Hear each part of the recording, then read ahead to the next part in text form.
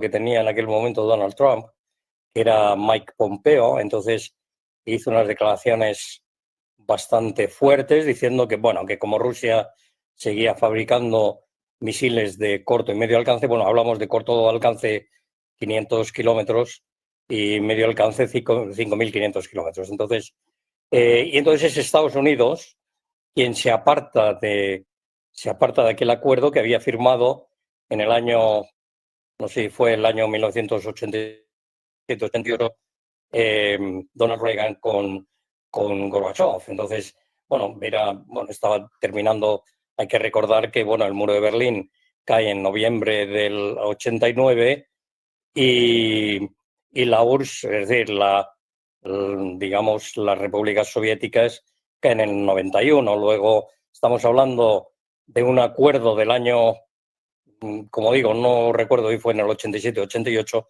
pero fue como 1 o 2 años antes de que cayera el muro de Berlín. Y luego en el año 17...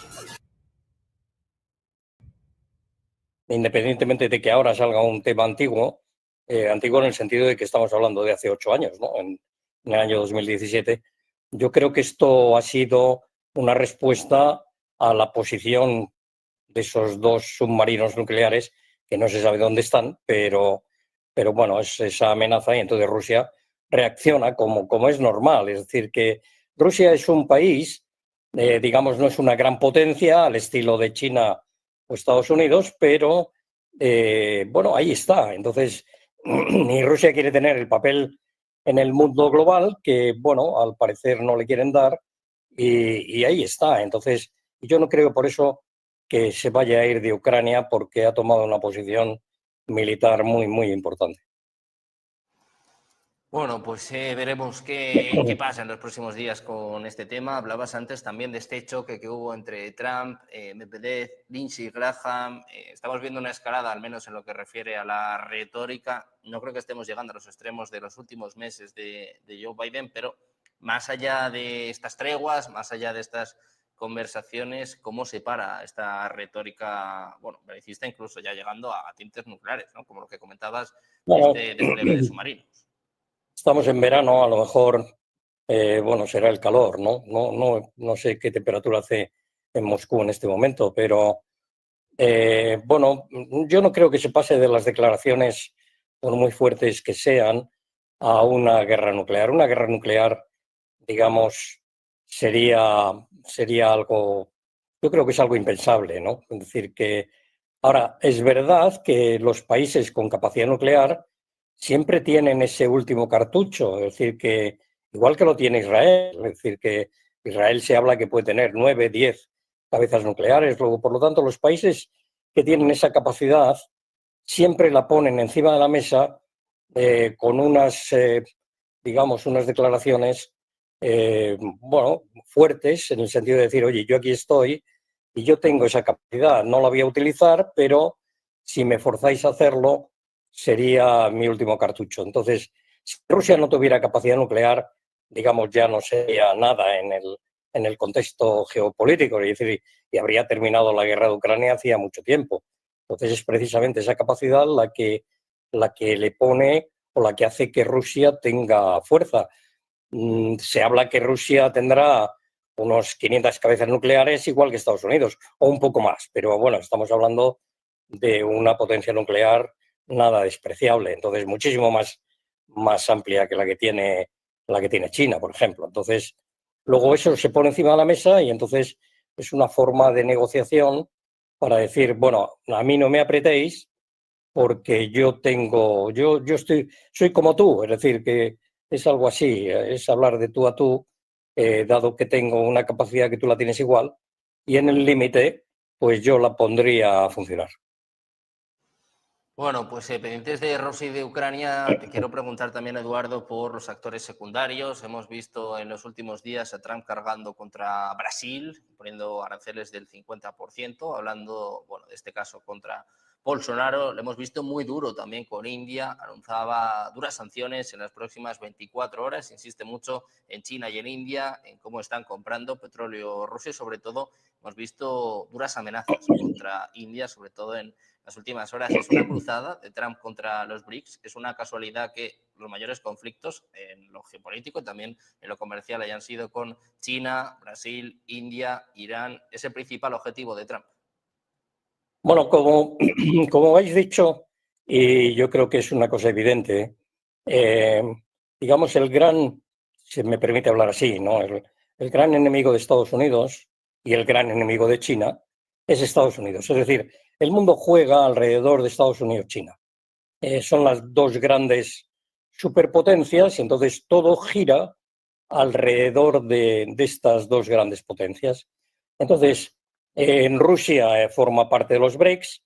Hay que tener en cuenta que Rusia, de esto se habla poco, pero en Rusia, si medimos el Producto Interno Bruto o Interior Bruto de Rusia en términos de paridad de poder adquisitivo, es decir, lo que vale el rublo a la hora de comprar una hamburguesa en Moscú con respecto a lo que vale el dólar para comprar una hamburguesa en Nueva York, pues entonces estaríamos hablando de un país de 7 billones de dólares de Producto Interior Bruto. Es decir, que estamos hablando, España, por ejemplo, medido de esa manera, andará por el 2,4 billones. Entonces, luego quiere decir que Rusia, medido así, es una de las grandes economías. ¿Y de qué vive Rusia?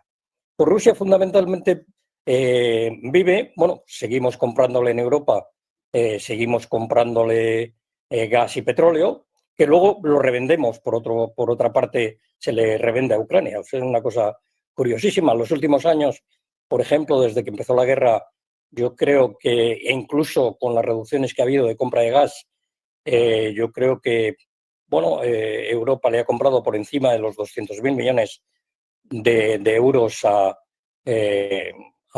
Rusia desde el punto de vista del gas.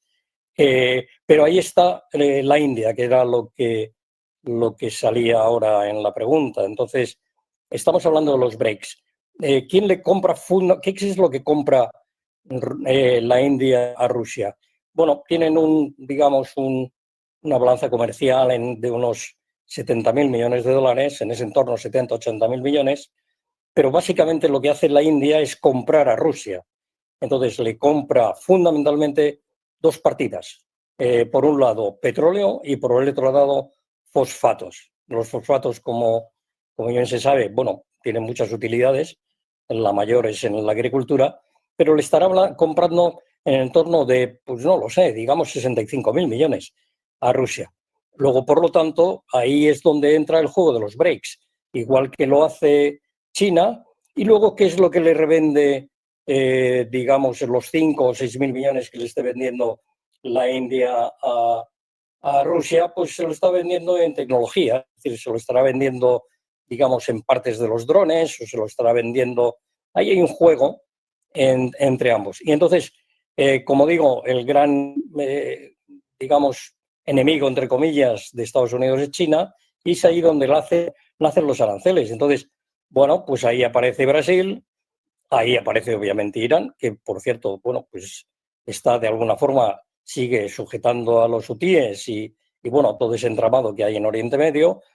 Y está China y está Rusia y está la India. Luego, por lo tanto, a la hora de hablar de aranceles, pues ahí es hacia donde dispara, hablando, digamos, económicamente, es donde dispara Estados Unidos. Y esos 15% de aranceles que nos ha colocado aquí a Europa para que les compremos, pues bueno, fundamentalmente tecnología, petróleo y armamento. Precisamente, Eduardo, por esto te quería preguntar, por este acuerdo con Europa. Hoy hemos escuchado a Trump en una entrevista con la CNBC hablando de aranceles del 30% en el caso de que Europa no cumpla este acuerdo, en el que al menos hay que destinar.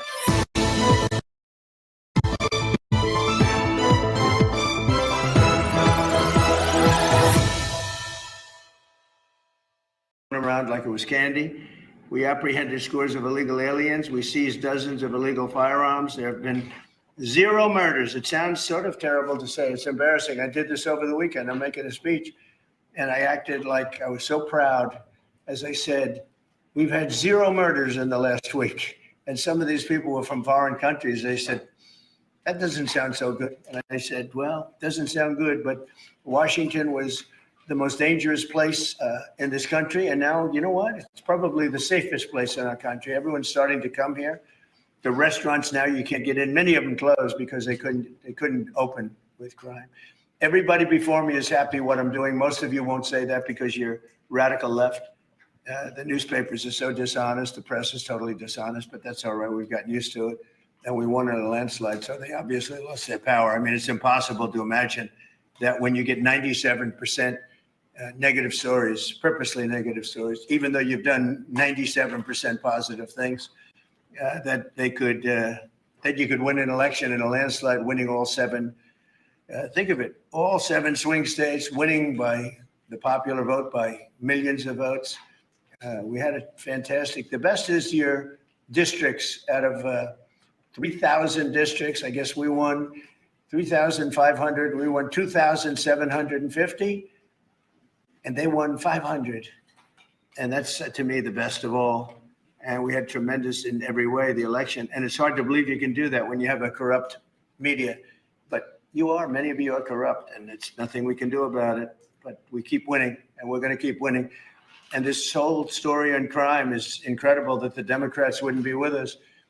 So the mayor of Chicago, I watched him this morning. He said, Trump doesn't know what he's talking about. He only apprehended 9 people. Well, number one, that's false.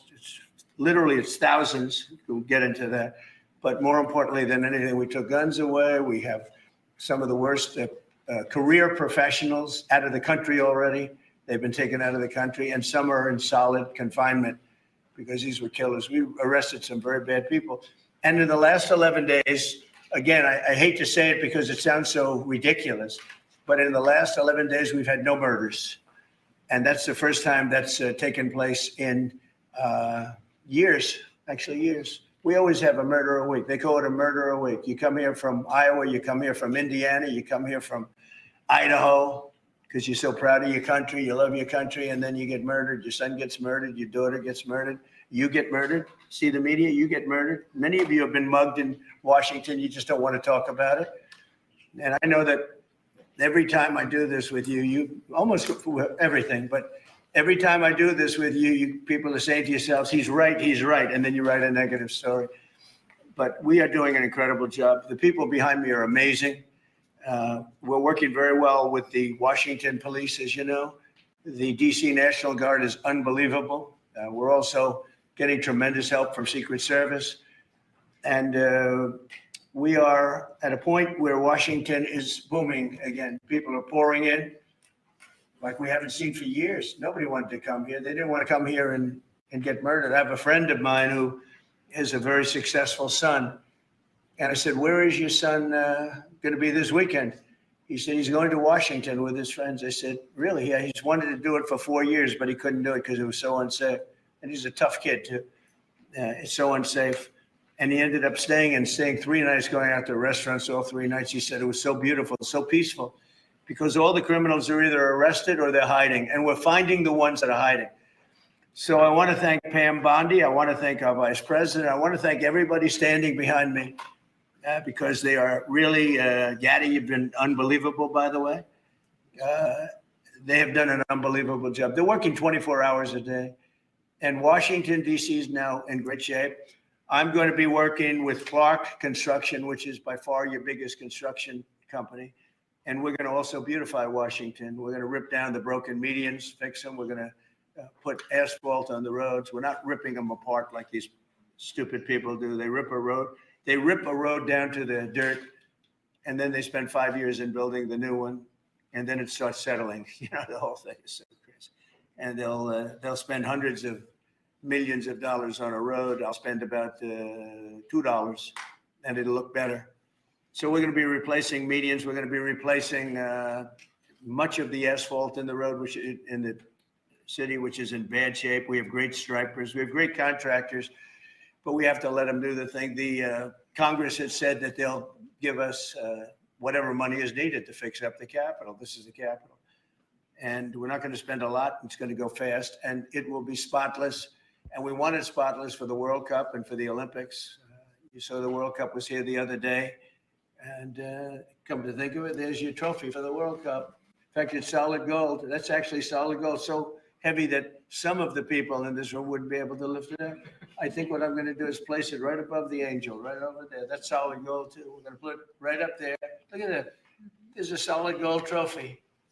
They know how to get to me, you know. I like the angel better, to be honest with you.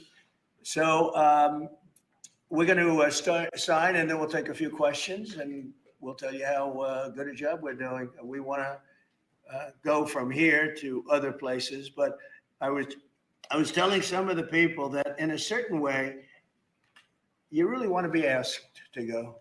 You know, I hate to barge in on a city and then be treated horribly by corrupt politicians and bad politicians, like a guy like Pritzker. He ought to spend more time in the gym, actually. This guy is a disaster.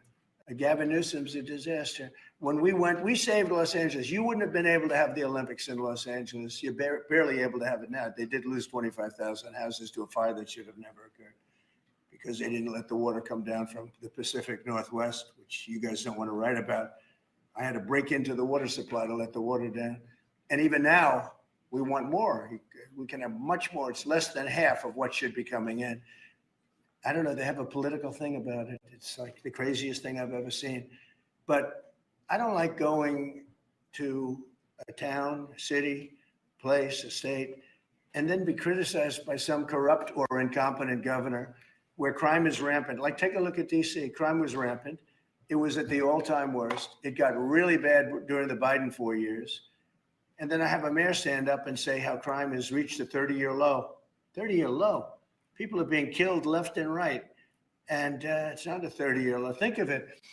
So for 11 days, there's been no murders. The record goes back years where that's happened. They haven't seen that happen in years. And then people stand up, and instead of thanking us, which they should do, and she's not that bad. She's better than most. But, you know, you have people, I watched in Illinois, Chicago, Illinois is a disaster. I have property there. It's a disaster what's going on in Chicago. And you get Pritzker, he's violating our rights. I think this is another men and women's sports thing. I think this is one of those, you know, they call them 80-20 issues. I call them 97-3. I think the Democrats better get smart. And, you know, politically, I hope they don't. But actually, in terms of love for the country, I hope they do, because it will be good to work together. So I'm thinking about, you know, when I have some slob like Pritzker criticizing us before we even go there, I made the statement that next should be Chicago, because as you all know, Chicago is a killing field right now. And they don't acknowledge it. And they say, we don't need him, freedom, freedom. He's a dictator, he's a dictator. A lot of people are saying maybe we like a dictator. I don't like a dictator. I'm not a dictator. I'm a man with great common sense, and I'm a smart person. And when I see what's happening to our cities, and then you send in troops, instead of being praised, they're saying you're trying to take over the republic. These people are sick. But I'm really saying, and I say this to all of you, in a certain way, we should wait to be asked, because they have cities that are so under control, you know, out of control. So we go in and fix it. They take the full credit for it, and they go out and say, I heard it this morning. They're saying how well they've done over the last 10-day period, that they set record lows. They don't say that we're there with very tough people, by the way. They have to pass the toughness test. Otherwise, they're not working for us. So, and we're allowed to do that now, according to the United States Supreme Court decision.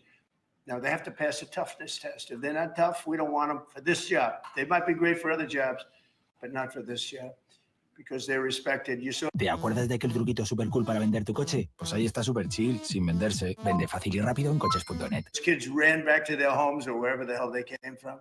They were gone.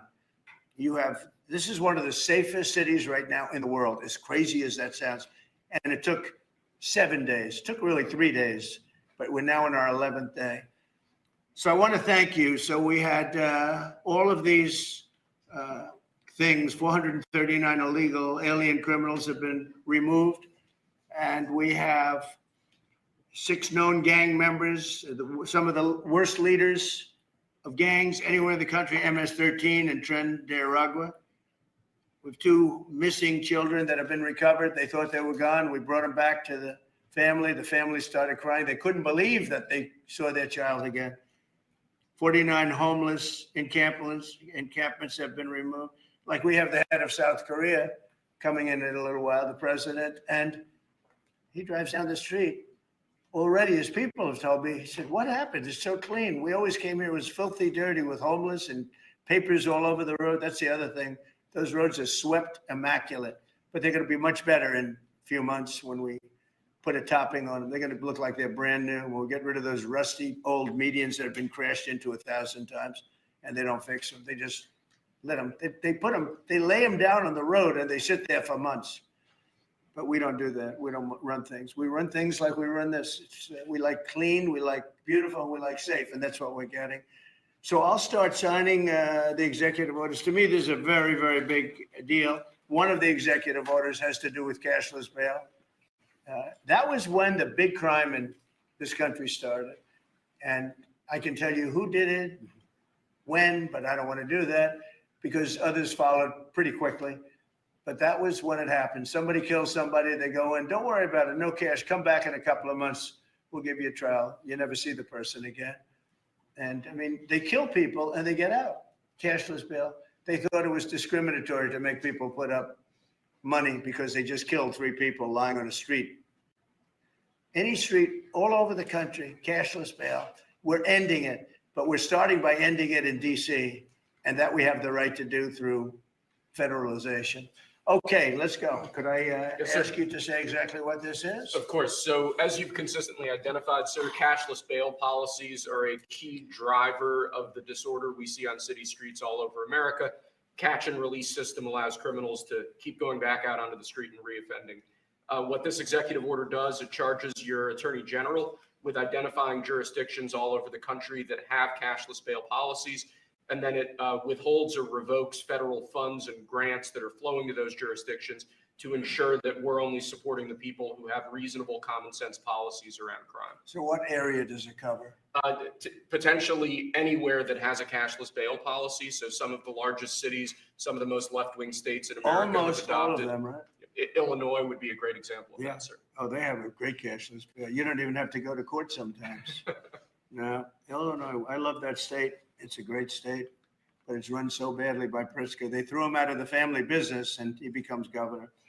Now he wants to run for president. I don't think that's going to happen. Okay, we'll sign right here, right? Sir. So important. And this isn't Republican, Democrat. This is, and by the way, most Democrats agree with us, but this is just, we got to bring our country back. Okay? That's a big one. Also on the issue of cashless bail, sir, this is a DC specific executive order. In addition to the measures that we're taking that are quite similar to what we're doing around the country, in DC in particular, the objective is holding as many criminal defendants in federal custody and subjecting them to federal charges as possible. That means that they'll be held pre-trial in federal jail as opposed to just being cut back out on the streets due to a cashless bail policy. Okay. And we have the room. And by the way, the prison they have in DC is horrible. It's horrible. People were subjected to live in that dog trap for so long, so unfairly. I have stories, you'll be hearing about them. That prison is horrible. Okay. This is an executive order that contains a number of additional measures relating to crime and law enforcement in Washington, D.C. It charges, for example, your Secretary of Defense with establishing specialized units in both the D.C. National Guard and the National Guard units around the country, specifically trained and equipped to deal with public order issues.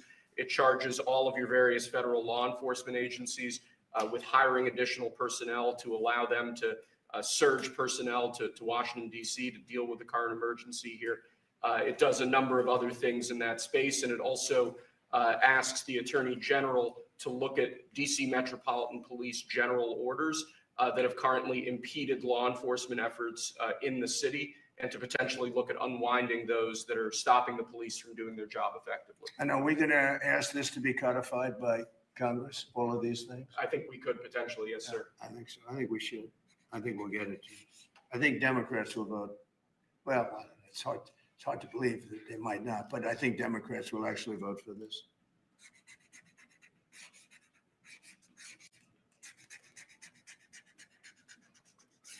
There's no auto pen that can do that, right? Look at that, Pam. Is that a good signature? Seriously, is that a good signature?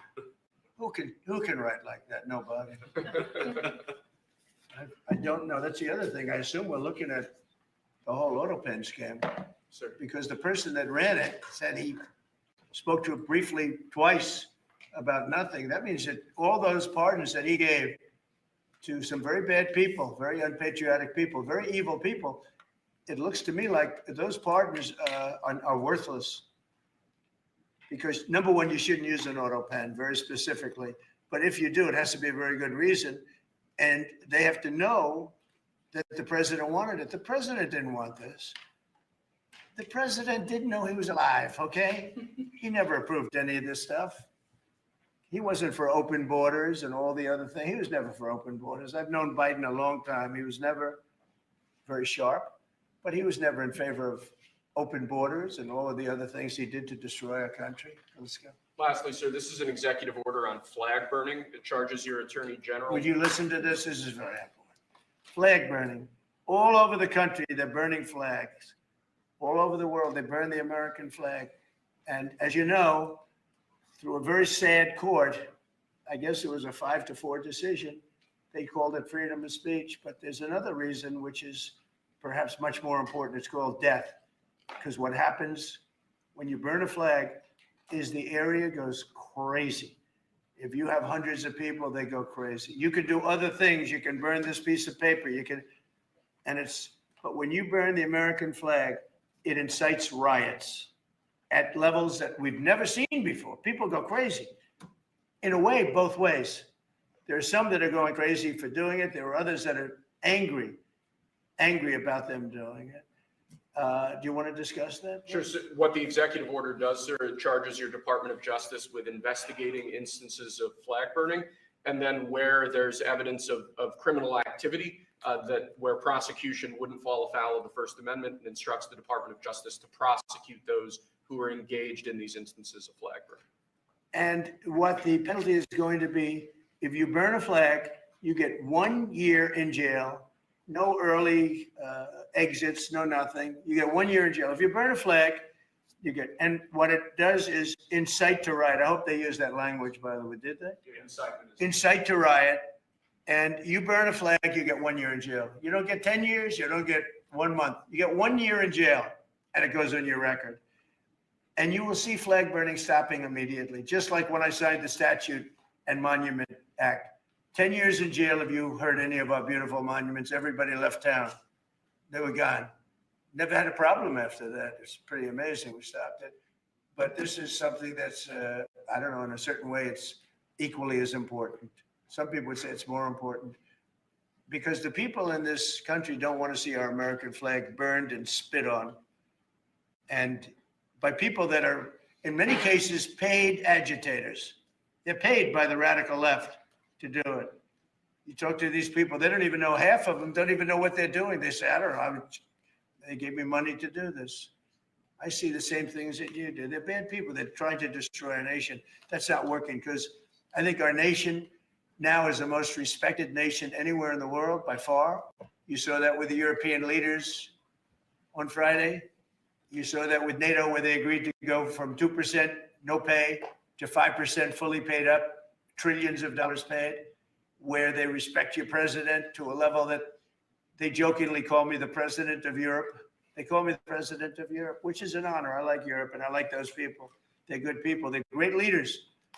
And we've never had a case where 7 plus really 28, essentially 38 countries were represented here the other day. 38 European countries were represented. European and other countries were represented. And it was a great meeting, but your country is respected again. I say it all the time. 1 year ago, our country was dead. Everybody said it. We had a dead country. We were not going to survive. Now we have the hottest country anywhere in the world. So it's an honor to be involved. And this group has a lot to do with it right behind me.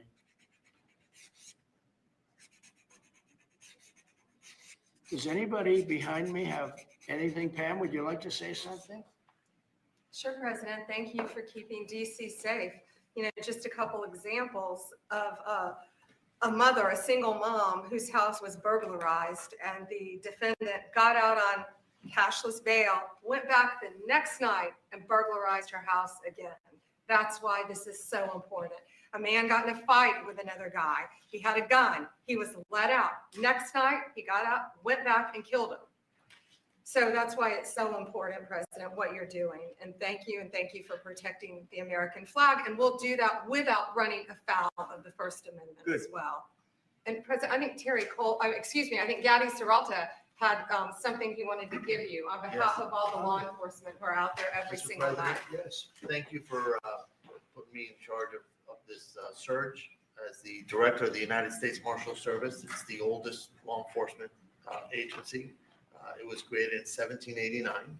So on behalf of all the federal law enforcement agencies that we're working with and those that have yet to join the team, we thought it was only appropriate to present you with an honorary United States Marshal Service badge.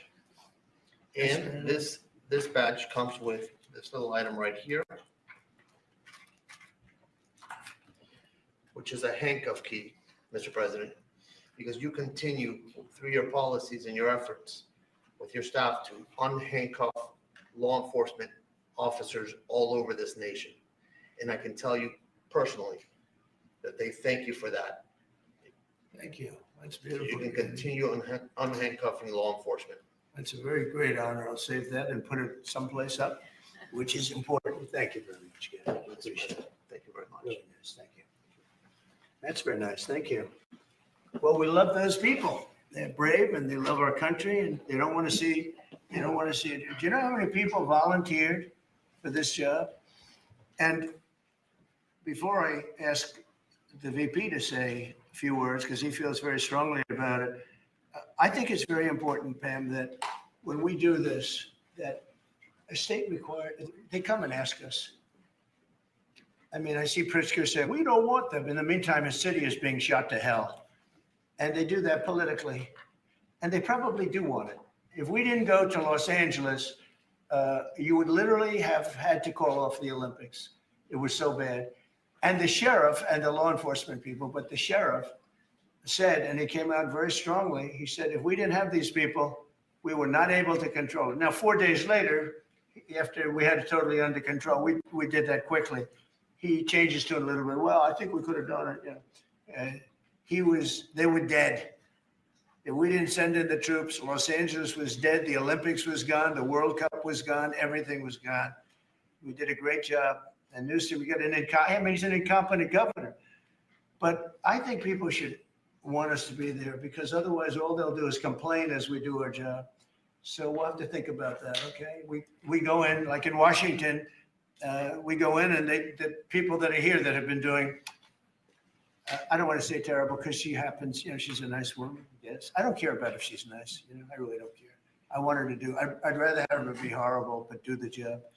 But we come into Washington and we have the 11 best days they've had here in 2 centuries. I mean, they've never seen anything like it. Let's go 2 decades. In over 20 years, they haven't seen anything like what happened. And now they're out there saying, we don't have crime in Washington. Well, that's true. For 11 days, you don't have crime. But before that, everybody was getting hit and mugged. And you people could not walk to your office without security. That's how unsafe it was. So I think we should really let them have their city, let their city go to hell. And when they come and beg us to help, the only problem is we want to save it for the big, because the people want us there. The people here, 95% of the people here want us. The real people, not the people you find on, I don't know where you find these people. You have one person that has a broken nose. Where'd you get it? Well, I was mugged. Good. Do you want to see Trump here with? No, I don't want. A woman has a broken nose. She got mugged. But she's saying she doesn't want any protection. it's all made up fake news. It's just fake news. I don't know where you find these people. Anyway, would you say a couple of words, please? And then I'm going to ask JD to say something. You have done an unbelievable job in a short period of time. Thank you, Mr. President. Highly recommended by you know who, right? Yes, sir. You want to say his name? Mr. Youngkin, That's Governor right. Youngkin. Yes, sir. We stole you from He Governor called Youngkin. me. Right. He called me. Glenn Youngkin called, and he said, "I have somebody who's really fantastic."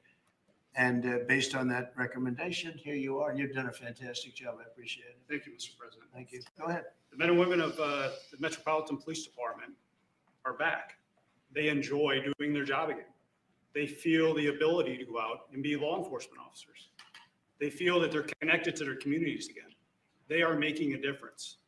Thanks to you, Mr. President, and our federal task force, you are making DC safe once again. Thank you, sir. It's going to get better and better. Well, it can't get much better. There's no crime. I read where crime's down 89%. I said, really? Who are the 11%? Okay. There's no crime. JD, please.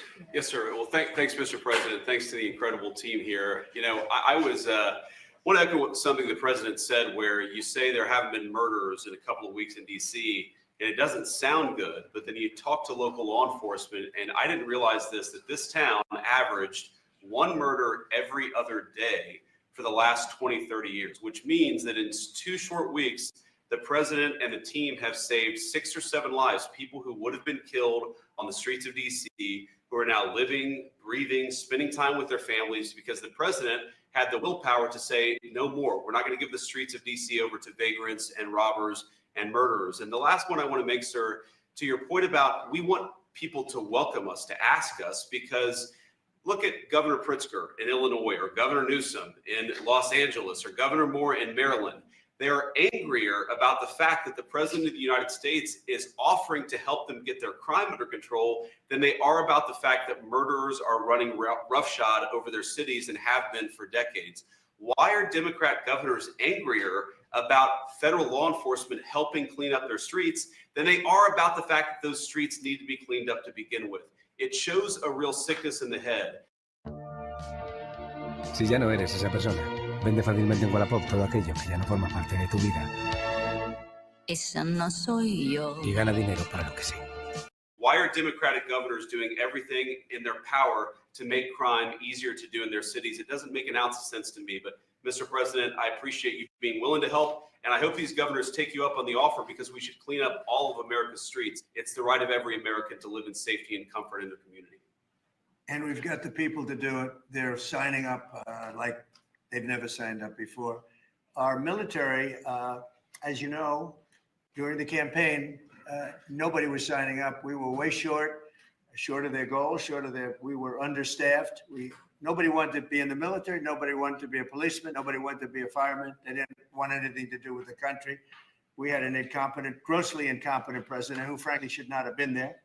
He should have never been there. The damage he did to this country is incalculable. I mean, just what he has done. So much of our effort are getting murderers and jailbirds and people out of this country who are drug dealers at the highest level.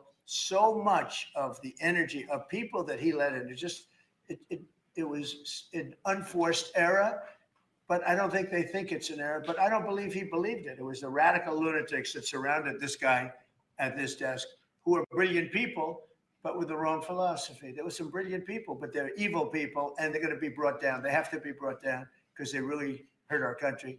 But we're getting it back very quickly. And I'll tell you something, our country's now it's stronger. I think we're more respected than we've been respected in 100 years.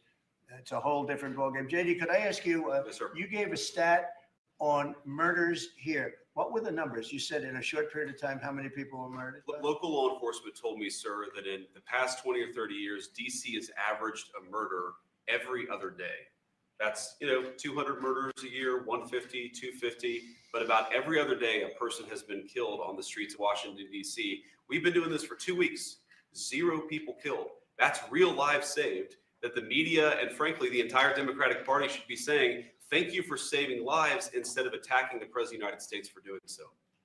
When a person, unfortunately, will probably happen at some point when a person's murdered in DC, it's going to be the biggest story maybe in history. All right? Yes, sir. Somebody was murdered in DC. Trump is failing. No, we're not failing. We have a safe city. This is maybe the safest city in America right now. That's how good it is. And it would be nice to be appreciated. These people eventually, they're going to have to be appreciated for what they're doing. And they're going to have to be appreciated by the officials that are really happy when we go in because they've lost control of their place. Steve Miller, please say a few words. Thank you, sir. So just to, first of all, follow up on what the Vice President said. No police officer working in the city can remember a time in their lives when there has been no murders. You can work at the police department for 20 years, 30 years, your whole life. We've checked the records. No one can even find a record of being murder-free for as long as we've been murder-free under President Trump's leadership. Additionally, and the President spoke about this before, we've uncovered, in the process of uncovering, a massive scandal in Washington, D.C. with the doctoring of crime stats. And the Department of Justice, under the Attorney General, is leading the effort to uncover this. But when we ultimately share the results, it will stun you. The extent to which, even though D.C. had the worst crime in America, honestly measured, it dramatically understated how bad it was. There's even accusations that murders and homicides were reported as accidents instead of murders. I mean, this is how severe the manipulation of the crime data has been in this city, and it will all be uncovered and it will all be brought to light. You know, I've had a chance to spend some time, as has everyone here, with the police officers in the city. Members of the public are going up to them and thanking them, just overflowing with gratitude, because for the first time in their lives, they can use the parks, they can walk on the streets. You have people who can walk freely at night without having to worry about being robbed or mugged. They're wearing their watches again. They're wearing jewelry again. They're carrying purses again. People had changed their whole lives in this city for fear of being murdered, mugged, and carjacked. It is a literal statement that President Trump has freed 700,000 people in this city who were living under the rule of criminals and thugs. And the last thing I'll say is that under the efforts of Terry, to my left and many here, what they found also is that the street criminals here in Washington, D.C. were doing business directly with the transnational criminal cartels, the foreign terrorist organizations.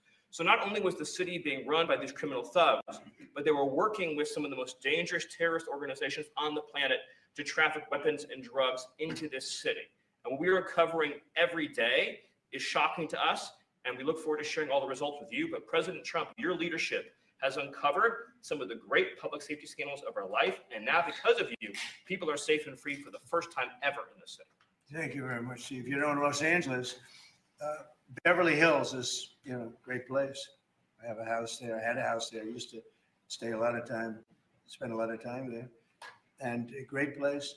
You know that I have friends, they leave their trunk open for their car because they know they're going to be vandalized. They don't want the trunk ripped off in order for them to steal what's in the back.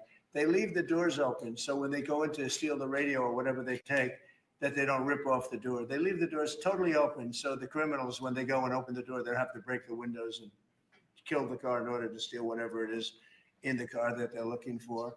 And that's at a level that nobody's ever seen before. Nobody lives like that. I have another friend, he has a garage, and in order to save his garage door, he leaves it open so that people can just walk into his garage, take whatever they want, and leave.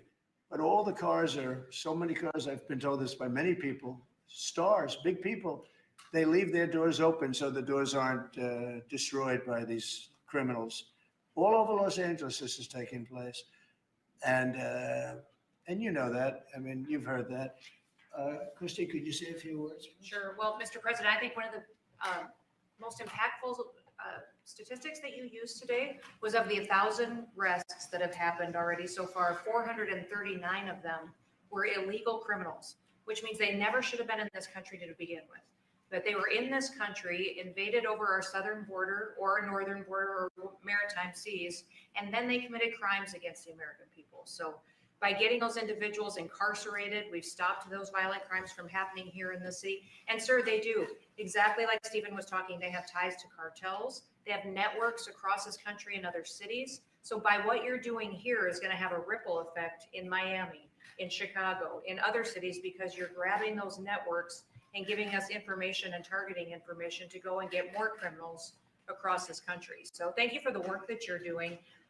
We have ICE and CBP, Federal Protective Services, Secret Service, HSI. All of our officers are working with all the other agencies every day here in DC, and they're so proud to have this kind of partnership. So they're so glad that you're letting them do their jobs again.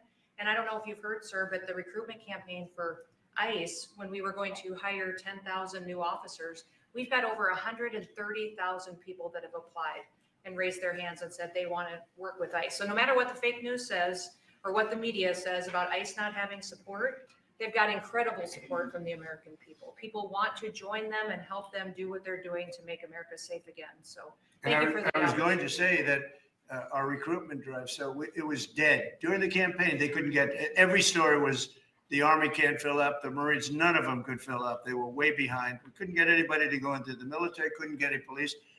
We have just set records on everybody wants to be in, everybody wants to go in. And we're taking incredible people. I mean, the level of, because of the Supreme Court, it's based on merit. It's all based on merit now. It's not based on anything else. You got to, if you need strong people, you have to get strong people. It's all based on merit. But we're setting records in the Army, Navy, Air Force, Marines, the Coast Guard. One of my favorites, because I happen to have created it, Space Force. We're very proud of Space Force. It's amazing what it's doing. We're leading in space now. China was killing us. Russia was beating us.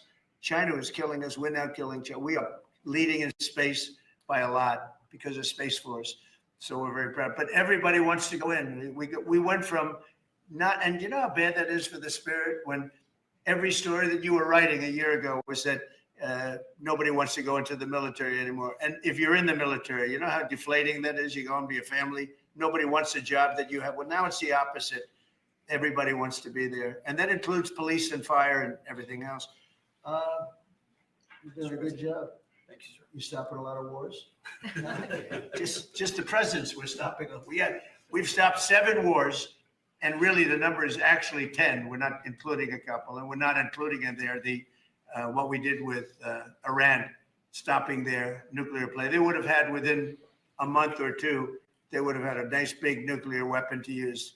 That's not going to happen. That won't happen. Pete, go ahead, please. Yes, sir. Well, Mr. President, thank you very much for your leadership. And the Defense Department is proud to be a part of this task force. Just like we have been down at the southwest border, where crossings are at 0. We've got national defense areas where we're working with Border Patrol to secure the southern border for the American people. Just like Los Angeles, where ICE officers deserve to do their job without being attacked, we're really proud to be a part of defending the nation's capital and ensuring it is safe and beautiful and working with law enforcement. And Mr. President, let me tell you, the morale of the troops getting out there talking to them, they love this mission. They're grateful to be doing it, whether they're DC National Guard or other state National Guards. And at your direction as well, sir, it's just common sense to make sure they're armed as well. And so we're rolling out ensuring they're armed, capable of defending themselves and others if need be, supporting law enforcement, and we're proud to be there, sir. Well, look at the mission you just accomplished with Iran.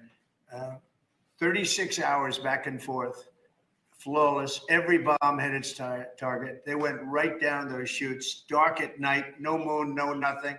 Every target, every bomb went right down. They have a chute that goes right down deep into the mountain. And they shouldn't have put ventilation in, I can tell you, because we use that for our advantage. But what they did, and we had the pilots and even the people that took care of the planes, we had a whole group of people at the White House a couple of weeks ago. And, I didn't realize this, but they said, we've been looking at their predecessors, and then these were the pilots. They said, we gave them beautiful medals. And I'll show you the medal. Gave them a medal just like this. See? Just like that. They were so happy. Gave a lot of them out for that. It was an incredible job. We had 52 tankers. People don't realize, so that they could refuel. We had many fighter jets, F-22s, F-35s. We had many. It was an amazing operation. It was flawless. Compare that to the operation when they went in with the helicopters crashing and everyone running around the desert, the prisoners being taken. And that was Jimmy Carter. And what a horrible thing.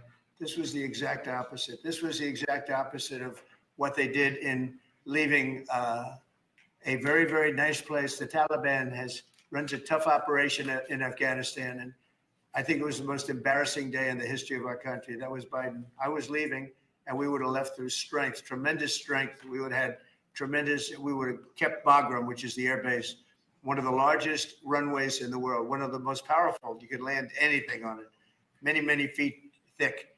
You don't build them that way anymore. You can't. But we left it, and now China's occupying that air base.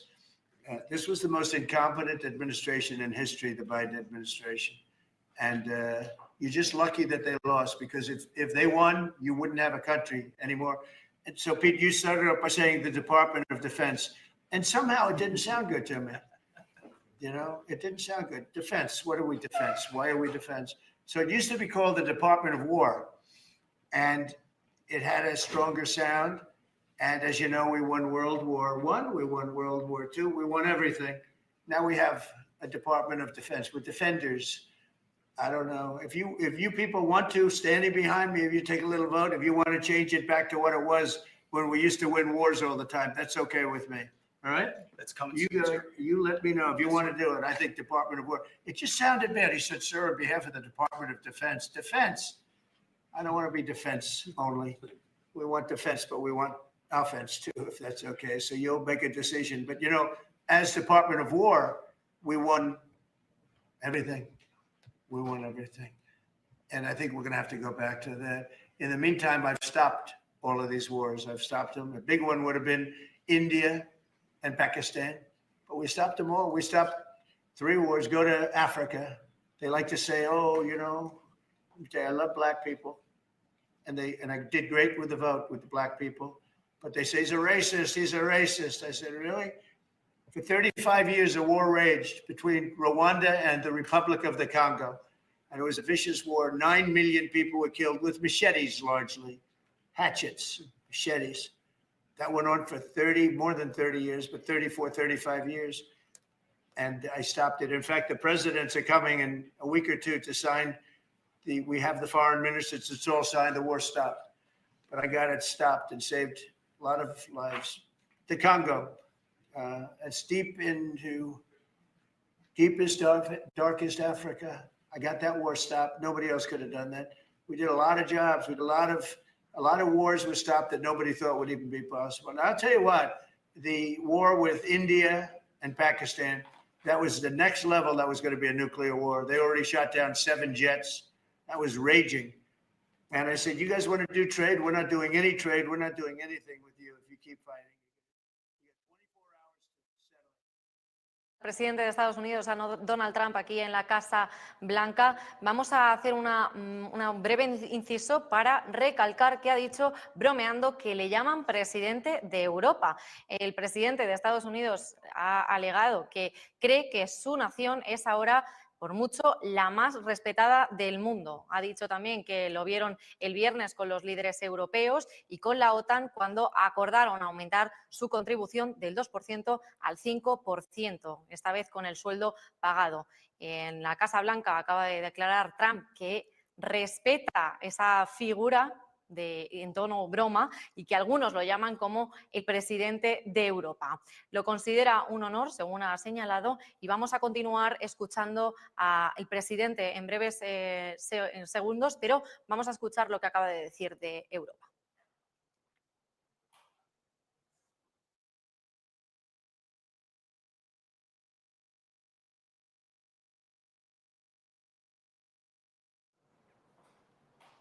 Bueno, pues ahora volvemos a escucharle a Donald Trump, volvemos ahora a la Casa Blanca y continuaremos dando las últimas horas sobre lo que dice en esta reunión en Washington.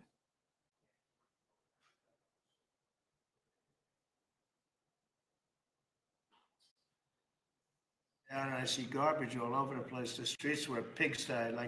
Like I won't use the cities' names, but you know what I'm talking about. There are plenty of them outside of this country and inside of this country. Baltimore is a horrible, horrible deathbed. It's a deathbed.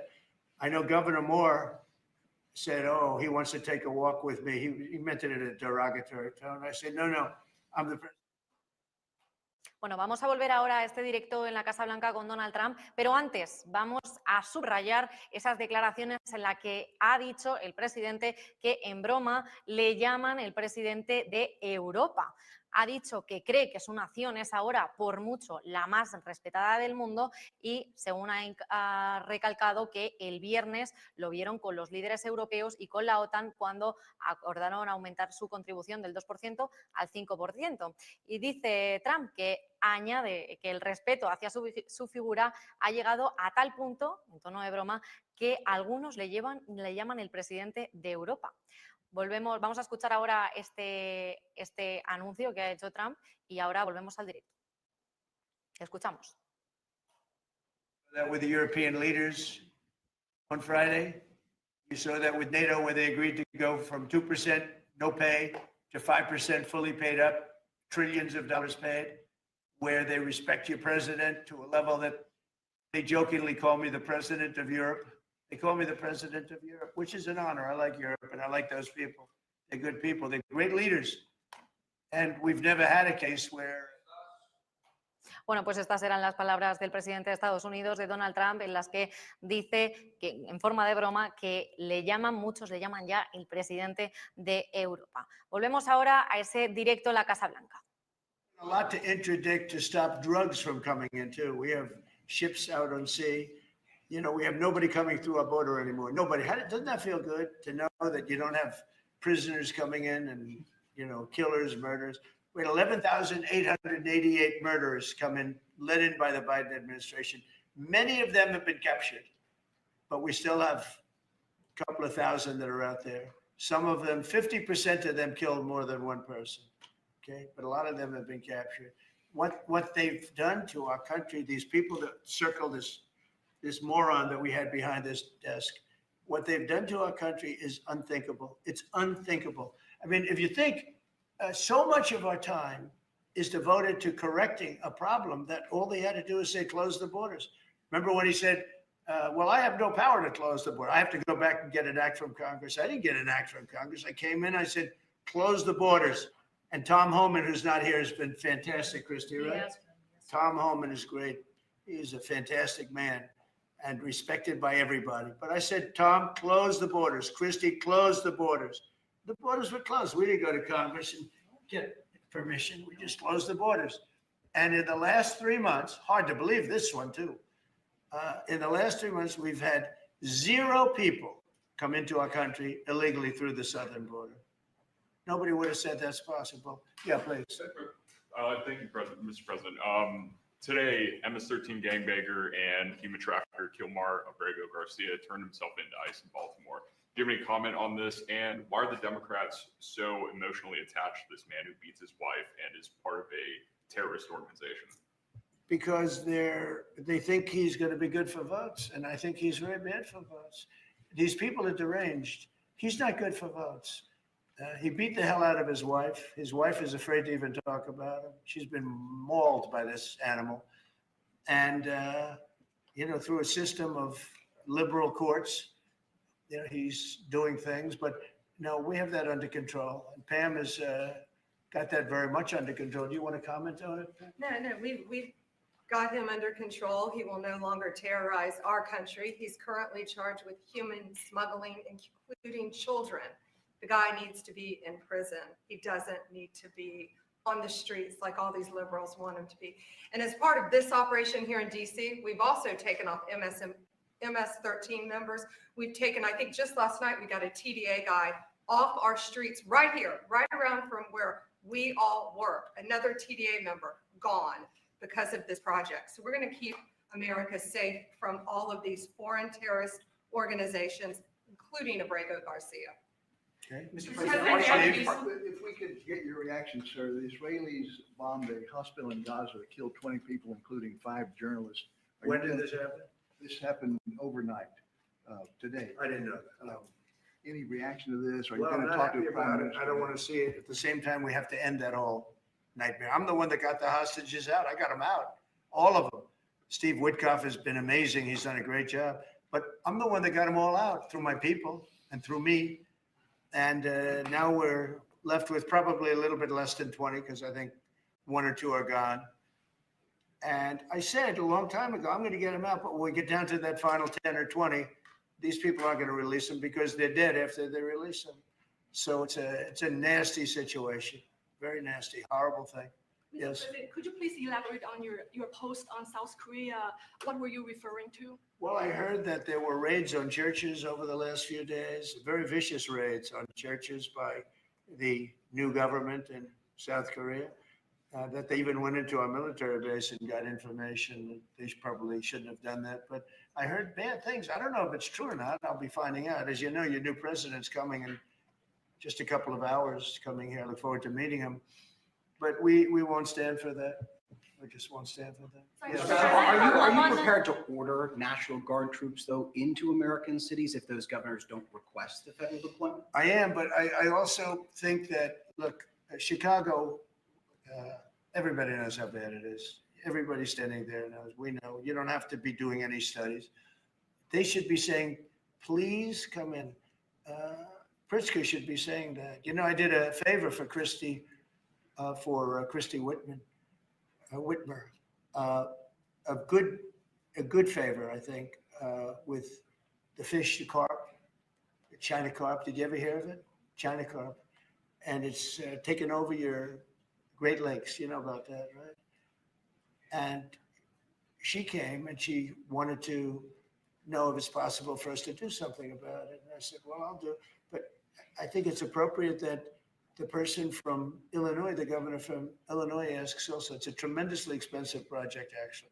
It's invasive. It's horrible what's happened. And we can do it with GSA and various people. But we can do it. We're going to just have to see what happens, okay? We're going to have to see what happens. But you have legal authority. The governor of Michigan came, was very respectful, asked for it. She's done a good job.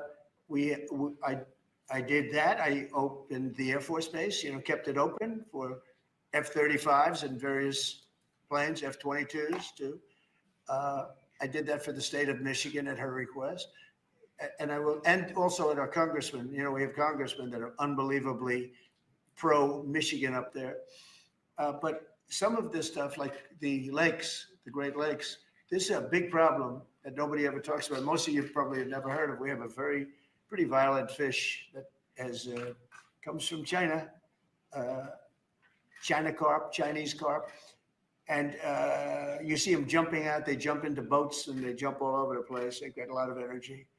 And there's a way of getting rid of them. It's very expensive.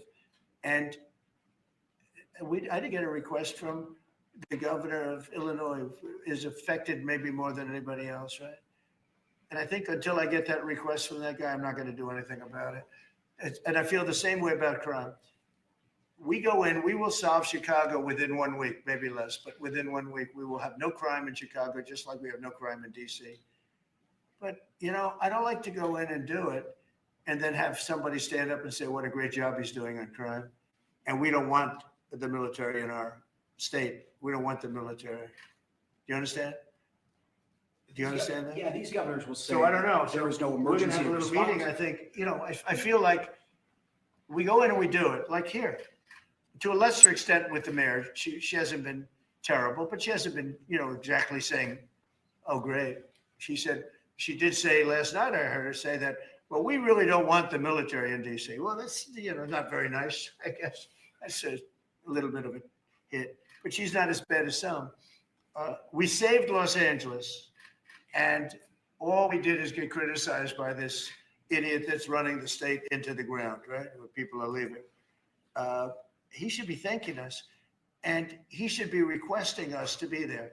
And the governor of Illinois should be. Chicago's a disaster. And the governor of Illinois should say, President, would you do us the honor of cleaning up our city? We need help. They need help. They need help. So We may wait. We may or may not. We may just go in and do it, which is probably what we should do. The problem is, it's not nice when you go in and do it and somebody else is standing there saying, as we give great results, say, we don't want the military. They need help badly. Chicago desperately needs help. Just look at the crime statistics. Look at the statistics that JD said about, even I didn't know it was that bad. That's terrible. But All I know is we're being celebrated because we went an entire week. Now it's 11 days. We went an entire week without a murder. And I said, boy, that sounds terrible. I didn't know how to, I actually made a speech. I didn't know how to say it because it's a great number. It's a great thing, but it sounds so bad. I mean, supposing you're from a foreign country, which is properly run and they don't have murders and things, right? So much, or in some cases, virtually at all. And you have somebody saying, I'm proud to announce that nobody was murdered in the capital of the United States this week. It sounds terrible, but. Mr. President, Gavin Newsom, you mentioned Gavin Newsom on crime. Gavin Newsom, yes. Is there a federal mechanism you're hoping to use to fight back against his redistricting constitutional amendment, or is that? Well, I think I'm going to be filing a lawsuit pretty soon. And I think we're going to be very successful in it. We're going to be filing it through the Department of Justice. That's going to happen. And we're also going to be filing a lawsuit on blue slipping. You know, blue slips make it impossible for me as president to appoint a judge or a U.S. attorney because they have a gentleman's agreement. It's nothing memorialized. It's a gentleman's agreement that's about 100 years old, where if you have a president like a Republican and if you have a Democrat senator, that senator can stop you from appointing a judge or a U.S. attorney. In particular, those are the two, I guess anything, but those are the two that are very important. So we have numerous states where we have unbelievable people. Now, Jay Clayton was just approved in the Southern District, but he was so good. He was a top student, top schools, top everything, went to Sullivan and Cromwell, became the head of Sullivan and Cromwell, came down here, was Securities and Exchange Commission, ran it for 4 years during my term, like impeccably, beautiful job. He did an incredible job. And we went to court and the judges, Democrat judges, voted that he can, that's the only way you get by it. But generally speaking, you can't do that because you'll have judges from the other party.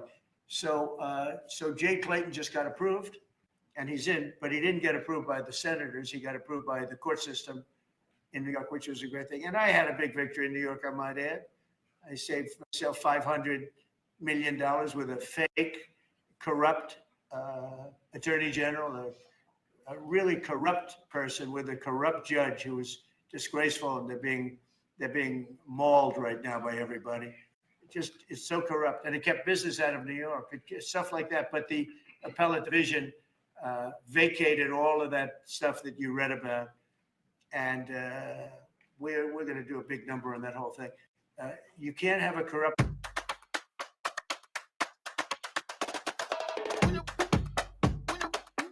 You don't have a country, but you'll be hearing about the blue slipping, because if you have not, you don't need two senators. You just need one Democrat senator with a Republican. The only person that I can get approved are Democrats or maybe weak Republicans, but we don't want that. But the only person I will be able to get approved in any of those states where you have a Democrat I can't get a U.S. attorney. I can only get a Democrat U.S. attorney. And this is based on an old custom. It's not based on law, and I think it's unconstitutional. And I'll probably be filing a suit on that pretty soon. Yeah, please. During the campaign, you called Kamala Harris a communist, but the Biden-Harris administration, they never called for nationalizing a private company with the federal government like you're proposing with Intel. What do you say to some who say this is a bit hypocritical? And is this the new way of doing industrial policy? Yeah, sure it is. I want to try and get as much as I can. If people come in and they need something, as an example, as a real estate person, if I have an agreement and I have any form of a stopgap where I can stop somebody from doing something, right? I have a covenant and an agreement, and they come to me and they say, would like to do something, but you have us restricted. If I do that, they usually have to pay. Now, in the case of Intel, it was interesting, but I hope I'm going to have many more cases like it. Intel came in. I met with the gentleman. I had a lot of respect for him. He came in under a little bit of a cloud. I liked his story. I thought he was good. I think he really means to do a good job with Intel. I said, I'd like to ask whether or not you'd give, because the story, a lot of people said I invested in Intel. I didn't invest, but I invest my heart in it and my soul because I want the country to be strong. But I said, I'd like you to give 10% of Intel to the United States of America. Not to me, to the United States of America. And I said, if you have them as a partner, you have the United States as a partner, I think that would be a very good thing for Intel. And he thought about it a little bit different. And he said, I like that idea very much. We have a deal. And I just made $10 billion or $11 billion for the United States of America. And yeah, there will be other cases. If I have that opportunity again, I would do that. And then, you do have stupid people say, oh, that's a shame. It's not a shame. It's called business. If somebody's willing to give you 10% of a company and you're not paying for it, and I will tell you, with a company like Intel, as you know, it's had difficulty. I want them to do well. I want them to do well anyway, but I want them to do well in particular. But isn't public ownership of a private company a new way of doing business in the business of the United States? Isn't that what you were sort of rejecting? So are tariffs. So, as you know, the stock market went up almost 1,000 points on Friday. And it went up not because of this very, I think, terrible, hello, who is that back there? All right, get out of the room. It went up because of something much different. It went up because it was announced, CBO announced the numbers, and as you know, they gave no credit to tariffs.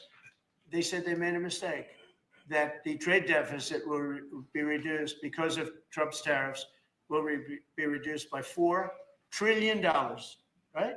Is that what they said, right? They said $4 trillion, and the market went up like a rocket ship because the tariffs are good. Well, tariffs aren't that usual. If the 7 wars I stopped, 4 of them were because of the fact that I had tariffs and trade. And I was able to say, well, if you do this, if you go fight and you want to kill everybody, that's okay. But I'm going to charge you each 100% tariff when you trade with us. You know what? They all gave up. I stopped 7 wars. Numerous of them was because of tariffs. So, you never knew the word tariff. It didn't exist really, essentially, in this country until actually in the 1870s up till 1913 it existed. And we were the richest country. We were richer then, proportionately, than at any time in the history of our country. And then, stupidly, in 1913, they said, let's go to the income tax way of life. Let the people pay instead of foreign countries. No, we're taking in trillions of dollars in tariffs, and we're stopping wars because of tariffs. So that's not so normal either. But you know what? Other countries did it to us, and now we're doing it to other countries. You rolled out boots on the ground in Ukraine, but how would air support as part of a security guarantee be any different? Those U.S. Well, you really went from one question to the next. You go from one. I expected him at least challenge me. Now we're talking about boots on the ground. But U.S. air assets over the skies of Ukraine as part of a security guarantee, wouldn't those U.S. airmen also be Well, in you danger? don't know what security guarantee is because we haven't even discussed the specifics of it. And we'll see. Number one, Europe is going to give them significant security guarantees, and they should because they're right there. But we'll be involved from the standpoint of backup. We're going to help them. And I think if we get a deal, and I think we will, but if we get a deal, you're not going to, I don't believe you're going to have much of a problem. But we'll back it up because I want to stop seeing people being killed. When Biden was here, he gave $350 billion. You know this from covering business. $350 billion to Ukraine. I said that Zelensky's the greatest salesman I think I've ever met, better than P.T. Barnum, because he'd come to the country, he'd walk out with $50 billion every time. He actually came here once, he walked out with $100 billion. We're up to $350 billion. I got $1 trillion worth of rare earth that we have from the country because I felt badly for our taxpayer. But I did something else at the NATO meeting. They are wealthy countries, but they weren't paying. And we don't pay any money to Ukraine anymore. Do you know that? In fact, it's the opposite. They request through NATO, we deal with NATO. We don't deal really with Ukraine. NATO requests missiles. They want Patriots. They want missiles. We give the missiles to NATO. NATO pays us in full and does what they want. I mean, I think they give them mostly they can do other things with them too, because we're dealing with NATO. We pay no money to Ukraine. We gave $350 billion to Ukraine. You know, if we didn't give that kind of money, and I was the one that gave the javelins, if you remember. I gave the javelins. They were very effective. They say Obama gave sheets and Trump gave javelins. They were very effective with those tanks right at the beginning. But you would have never had a war if I were president. You would have never had a war. Just to finish, we spend no money on Ukraine anymore. We were getting fleeced by a president that didn't know what he was doing. To be honest, I don't blame Ukraine. I mean, if they come and ask for $100 billion and they get it, but we were in for $350 billion. Now we make money. I don't want to make money on Ukraine. I want the war to end because I want to save all those lives. I want to just save, but just so you understand, we're no longer losing money on that thing. We were losing money hand over fist. And now we don't lose any money. Now we sell weapons to NATO because NATO agreed, because of me, to go to 5%. They had 2% and didn't pay. Now they have 5% and they're all paid up. So they have trillions of dollars and they give us that money. But I really want the war to end, and we're going to get it ended. Mr. President, since the historic summit here with Ukrainian President Zelensky and European leaders all met here with you at the White House, you said you wanted to get this done bilateral as soon as possible. Have you spoken to Putin since last Monday? Yeah, I have.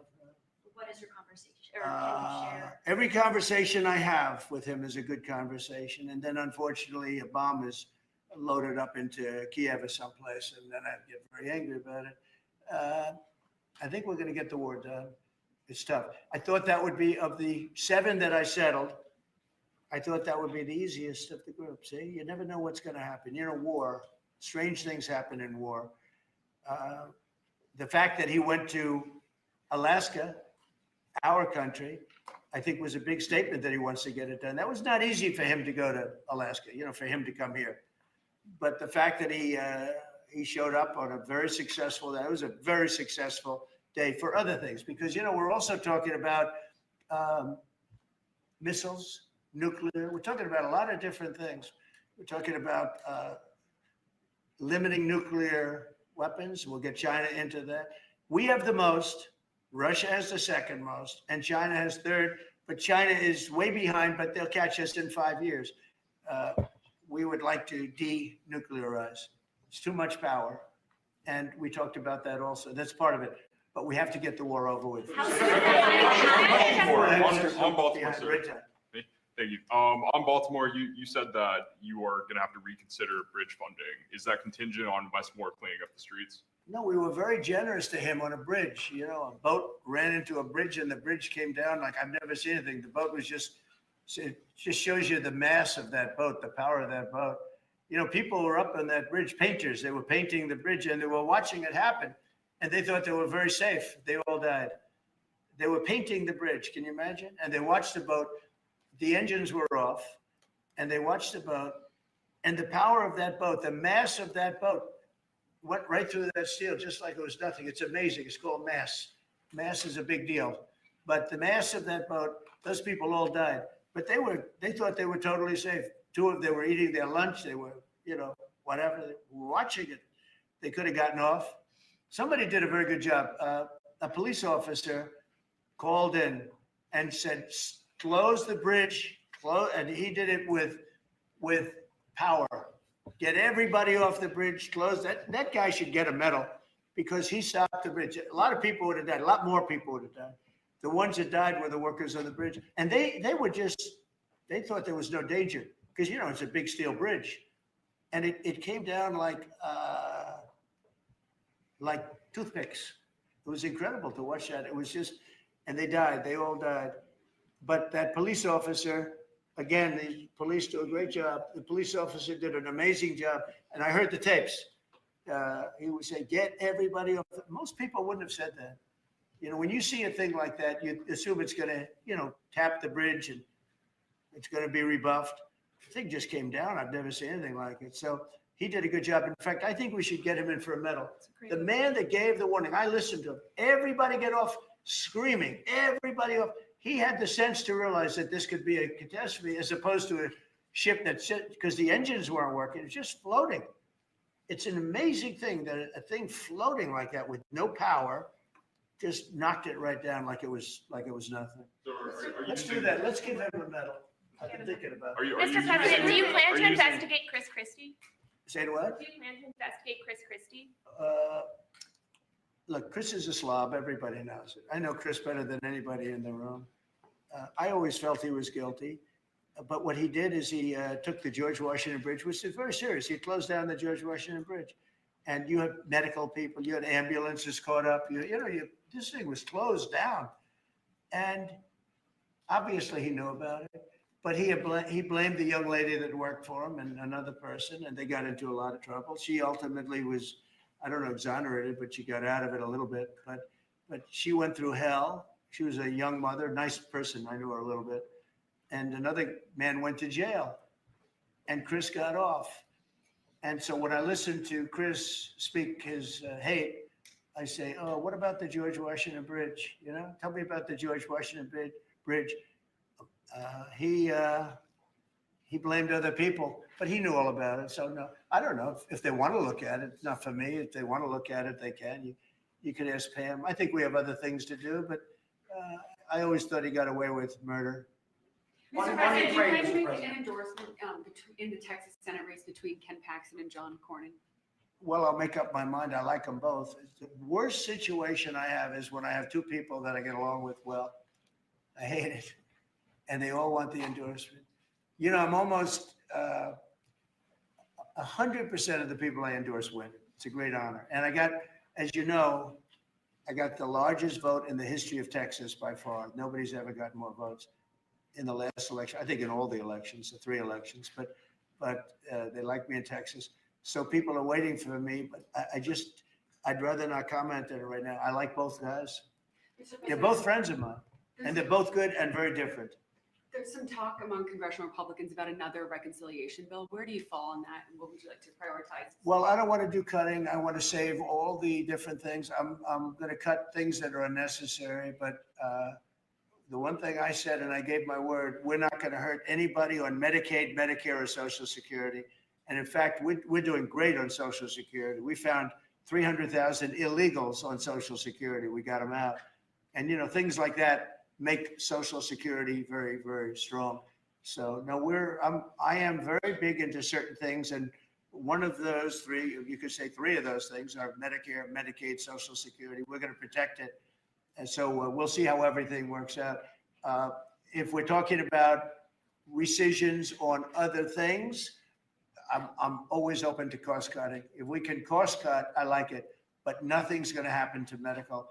We have something coming up, favored nations, where I'm going to be reducing drug prices by 1,500% where a pill that sells in Germany for $10 costs $150 here because of the bad press. And I was all set to do it. And then we had the COVID come up and I had to focus on that because we had the greatest economy in history my first term. I will tell you that we are going to be doing numbers on the cost of drugs in this country that I'm not talking about a 20% decrease, which would be great. I'm talking about 1,000% decrease. We're talking about where a product would sell for $80 in Germany and $1,300 here. And we're not going to do that. We were subsidizing the entire world, and we're not doing it anymore. I informed the drug companies. I informed the world. And if the world wants to, if countries in the world don't want to go along, then I'm going to put tariffs on those countries, and we'll make more money. But they have to go along with it. So this is moving along rapidly. Dr. Oz is in charge, Bobby's group, and they're doing very well. And we're getting great cooperation from the drug, because the drug companies know it's unfair. You know, for years they'd say, well, we had to do research and we had to do. I said, I don't care. You had to do research for these other countries also. They are ready to go, and I'm ready to go. And, you know, if I pull that off, there's no way a Republican will lose an election. There's no way. All right, one more question. Steve. On Ukraine, Mr. President. Steve. Back to Ukraine. What's this guy? He's the nicest guy I know, and he asks the most vicious questions. Why do you think President Putin is so reluctant to meet with President Zelensky? Because he doesn't like him. He doesn't like him. You know, they don't like. I have people I don't like. I don't like to meet with them. Sometimes I do like to meet with people I don't like. So how do you get them together? They don't like. No, they don't like each other really, and If we had a real president instead of a guy that got in there with a fraudulent election, if we had a real president, that war would have never happened. Putin actually said, he said, if Trump were president, it wouldn't have happened. Happened for a lot of reasons. Happened because of Afghanistan. When he saw how incompetent Milley was and all these guys were, I think he said, wow, this might be, because it was the apple of his eye. It would have never happened if I were president. Mr. President, you have built a relationship with Russian leaders and also North Korean leaders. As they are getting closer, how would that affect your diplomatic approach? Well, I have very good relationships with Kim Jong-un, North Korea. I mean, a lot of people would say, oh, that's terrible. No, it's good. In fact, someday I'll see him. I look forward to seeing him. He was very good with me. We had 2 meetings. We had 2 summits. We got along great. I know him better than you do. I know him better than anybody, almost, other than his sister. His sister knows him pretty well. Now I know him well, and I got along with him. You know, I'm not supposed to say I really like him a lot, because if I do that, I get killed in the fake news media. But I got along with him very well, and we had no problem. If at the time Hillary Clinton won the election, you would have had a nuclear war. You would have had a nuclear war. We're not going to have a nuclear war. Once that happens, it's over. We're not going to have a nuclear war. No, but Kim Jong-un will meet at some point. I look forward to it, actually. But you notice that since I came into office, you haven't had a problem with him. Hasn't been, you know, he tests lots of rockets. He does have great capability, I will say that. But I think a lot of good things are happening for our country. A lot of really good things. And the thing we're here today to talk about is crime, and specifically in DC. I am so proud of what these people, every one of them, what they've done in DC, because to literally stop crime on a button. I'd walk down that street right now. If I were, friends of mine are going out to dinner now. They haven't gone out to dinner in 4 years. They were afraid, they were petrified. Half the restaurants closed because nobody could go because they're afraid to go outside. Now those restaurants are open, and new restaurants are opening up. It's like a boom town. It's a great thing to see, and I'm very proud of the people behind me. Thank you very much, everybody. Thank you, guys. Thank you, guys. Thank you, guys. Bueno, pues escuchábamos ahora las declaraciones de Donald Trump en Washington desde la Casa Blanca, y son muchas las confirmaciones que nos ha dado en este momento el presidente de Estados Unidos. Primeramente ha hablado sobre el ataque de Israel, sobre ese ataque en el hospital de Gaza. Ha dicho que no lo sabía, que no estaba al corriente de ese ataque. También ha dicho que no está contento con ello y que no quieren ni que se vuelva a ocurrir ni que ocurra de nuevo. Trump también ha hablado sobre Corea del Sur, ha dicho que no lo tolera, ha recalcado también esa participación en inteligencia artificial, dice que está muy agradecido con esta compra que ha hecho de participaciones del 10% en Intel y que le desea lo mejor a Intel porque será lo mejor para su país, y que también quiere muchos casos como este sobre la tecnología y sobre la inteligencia. También ha destacado que acaba de ganar 11.000 millones de dólares para Estados Unidos y, como he dicho antes, que quiere que a Intel le vaya lo mejor posible.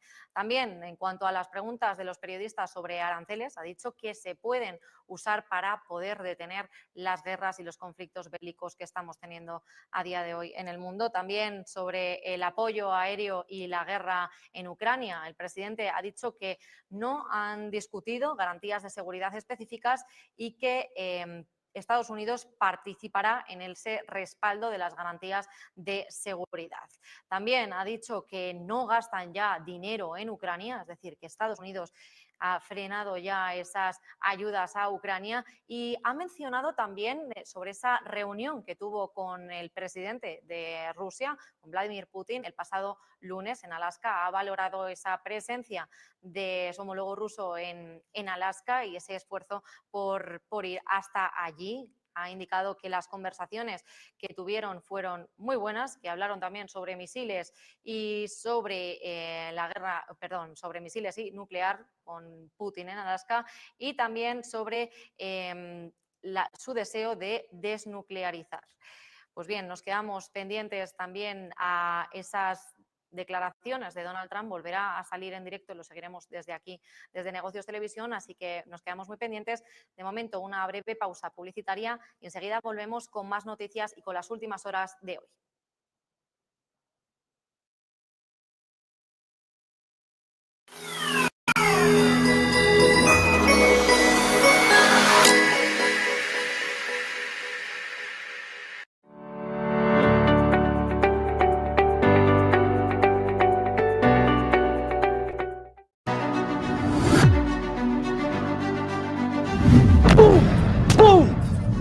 ¡Viva el mercado! Aquí hay alguien que se ha llevado un dinerico por en medio. Cuidado, que el mercado ayer estaba en los mundos de Yupi. Estáis haciendo un trabajo extraordinario. Nos dijeron todo eso. Es decir, nos mintieron a la cara.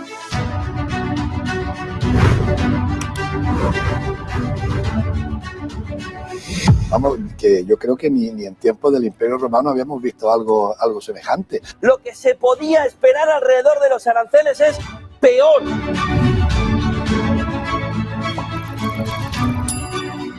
No iba en broma. Que siempre que pase algo puedas poner negocios televisión. Van a poder seguir manteniendo su monopolio.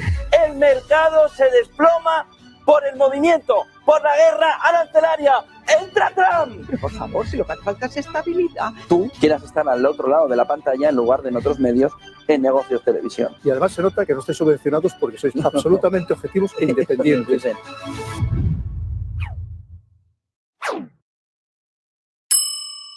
Donald Trump, que llega a la cumbre de la Haya para ser la peor pesadilla europea. No salimos de una y entramos en otra. Hay que redefinir el artículo 5. Vamos, ¿cómo? Está pensando sobre todo Sánchez. Redefinir el artículo 5 con un pero. ¿Cuánto hay y cuánto paga cada uno de los países? Ha llegado Mr. Marshall, ha llegado el imperialista, ha llegado el rey de los europeos y Rutte se ha puesto de rodillas. Gracias a ti, los europeos estamos gastando a expuertas. Gracias a ti, en una posición de Rutte que da absoluta vergüenza ajena. Porque Rutte es un perdedor de elecciones que entonces han dicho, vente a la OTAN, que es parte de la fiesta. Y ahí llevaron a Rutte para que no le faltara trabajo. Le han puesto a un europeo para que le lama los zapatos al estadounidense. Y entonces ha venido el estadounidense, se ha puesto la gorra y ha dicho, bienvenido, Mr. Marshall. Quita leche, quita, ¿no? No, debería pensar, qué pesado. Con la sonrisita esta que le deben enseñar en el club. ¿Te hace gracia que tengamos que destinar dinero de la educación y de la sanidad a que tú compres armas? ¿De dónde sale el puñetero dinero? De ti. El 5% es imposible para Europa. ¿Dónde está el objetivo? Aquí. El 5%. Todo esto, 5%. Así tenéis narices para decir cómo vais a sacar el 5%. Decid la verdad una puñetera vez. ¿Qué es Bitcoin? Y vamos a explicarles qué es exactamente Bitcoin, explicándoles los conceptos básicos para que entiendan esta criptomoneda de la que todo el mundo lleva años hablando. Esta explicación les servirá para saber también qué son exactamente las criptomonedas y cómo funcionan, para que puedan tener una noción un poco menos técnica de cómo funciona todo esto y a lo que nos referimos con cada término. Bitcoin es una criptomoneda o moneda virtual, concretamente la primera que fue desarrollada. Es la criptomoneda que le ha marcado el camino a todas las demás que llegaron después utilizando su tecnología. Esta tecnología es la cadena de bloques o tecnología blockchain, que también se utiliza para otras cosas. La primera de las criptomonedas fue creada por Satoshi Nakamoto, que es el seudónimo que corresponde a una persona que nadie sabe exactamente quién es, aunque sí que es cierto que ha habido muchas teorías. Esta persona publicó en 2009 un artículo en el que describía un sistema de pagos P2P al que llamó Bitcoin. Al cabo de unos meses, él mismo publicó la primera versión del software que permite gestionar la red de la moneda y que además empieza a interactuar con los primeros interesados en foros. La cantidad total de bitcoins que se emiten cada año está determinada por su algoritmo y pasa lo mismo con el resto de criptomonedas. Bitcoin está desarrollado para que cada 4 años se reduzca por 2 su producción y para que solo se emitan un total de 21 millones de bitcoins. Después simplemente dejarán de crearse. Esto es una diferencia fundamental con las monedas convencionales, puesto que los bancos modifican su valor a su libre albedrío. Por lo tanto, las monedas se pueden devaluar, mientras que Bitcoin quiere ofrecer algo más de estabilidad. En definitiva, entre los usos más destacados de Bitcoin cabe mencionar los siguientes, como por ejemplo pagar utilizando estas propias criptomonedas, obtener intereses por los Bitcoins que poseas, algo similar al concepto de un depósito bancario, también obtener un préstamo utilizando como garantía tus Bitcoins, cubrir tu exposición financiera con derivados en mercados regulados y por último obtener réditos de inversión mediante la compra-venta de Bitcoins al ser un activo que teóricamente tiende a revalorizarse en un escenario de demanda constante.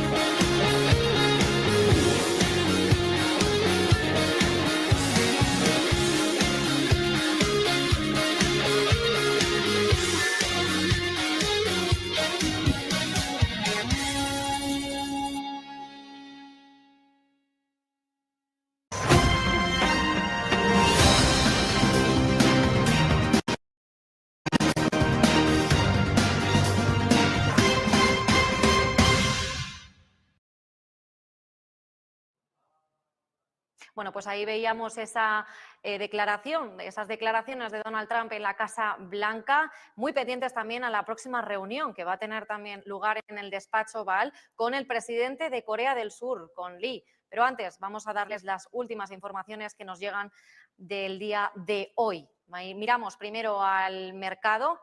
Hemos visto antes esa apertura de Wall Street. Vamos a ver cómo están reaccionando los mercados ante estas declaraciones que ha hecho el presidente de Estados Unidos, Donald Trump. Si miramos al S&P 500, vemos cómo está cotizando a la baja. Se deja caer un 0,05% y cotiza ya los $6.464 la acción. El Dow Jones también en terreno rojo con un 0,51% a la baja. El Nasdaq 100 sorprende a los mercados el día de hoy. Esta semana ya estaba marcando en verde. La semana pasada estaba cotizando a la baja y ahora está en positivo un 0,17%. Se vuelve positivo el Nasdaq, el índice de Golden Dragon de China sube más del 1,7%. Vemos también cómo el Dow Jones sigue en tendencia negativa y el S&P 500 también se queda en rojo. Bueno, pues muy pendientes a los mercados. Eso sí, vamos ahora con noticias de última hora. Para empezar, vamos a destacar la de que Musk demanda a Apple y a OpenAI. Vemos lo que ocurrió en el día de hoy, es que Elon Musk ha arremetido contra Apple y su tienda de aplicaciones. Le acusa de favorecer a OpenAI. El multimillonario que ahora alberga el equipo de inteligencia artificial de Grok y de la red social X, dijo que ¿Te acuerdas del que te iba a encontrar un coche espectacular? Pues aquí estás, espectacularmente tirada. La próxima, confía en coches.net. App Store. El multimillonario CEO de X, de Holdings, que ahora alberga ya el equipo de inteligencia artificial, ha dicho que hace imposible que alguien que no sea OpenAI alcance esa cima de las listas de App Store.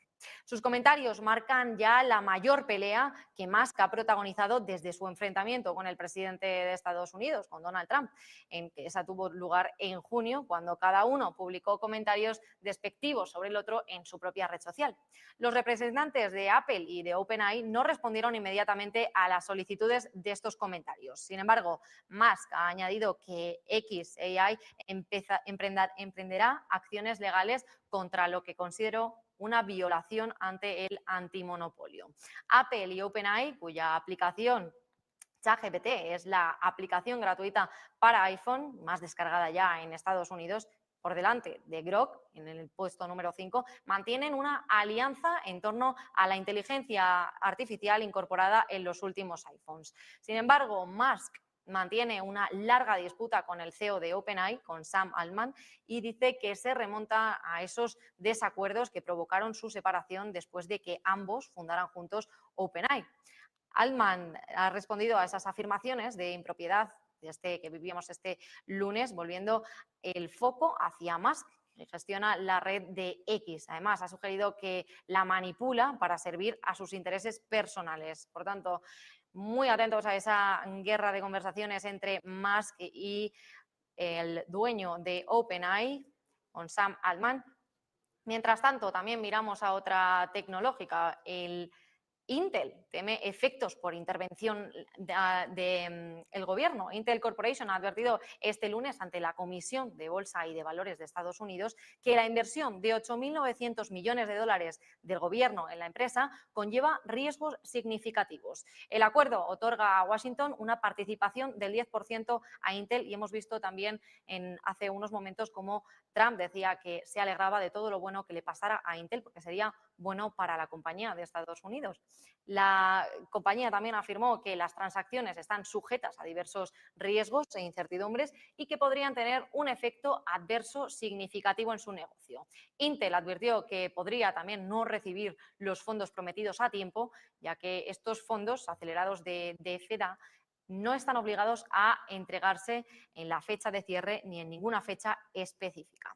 Intel ha señalado también que emitir acciones con descuento al gobierno estadounidense tiene un efecto dilutivo para los accionistas existentes, mientras que la influencia federal podría reducir los derechos de los accionistas y afectar las ventas globales. Dado que la mayor parte de sus ingresos provienen del extranjero, Intel añadió que los gobiernos extranjeros podrían imponer regulaciones, obligaciones o restricciones adicionales. Así que nos quedamos pendientes también a ver si Intel impone este tipo de restricciones para sus inversores y para sus accionistas ya existentes.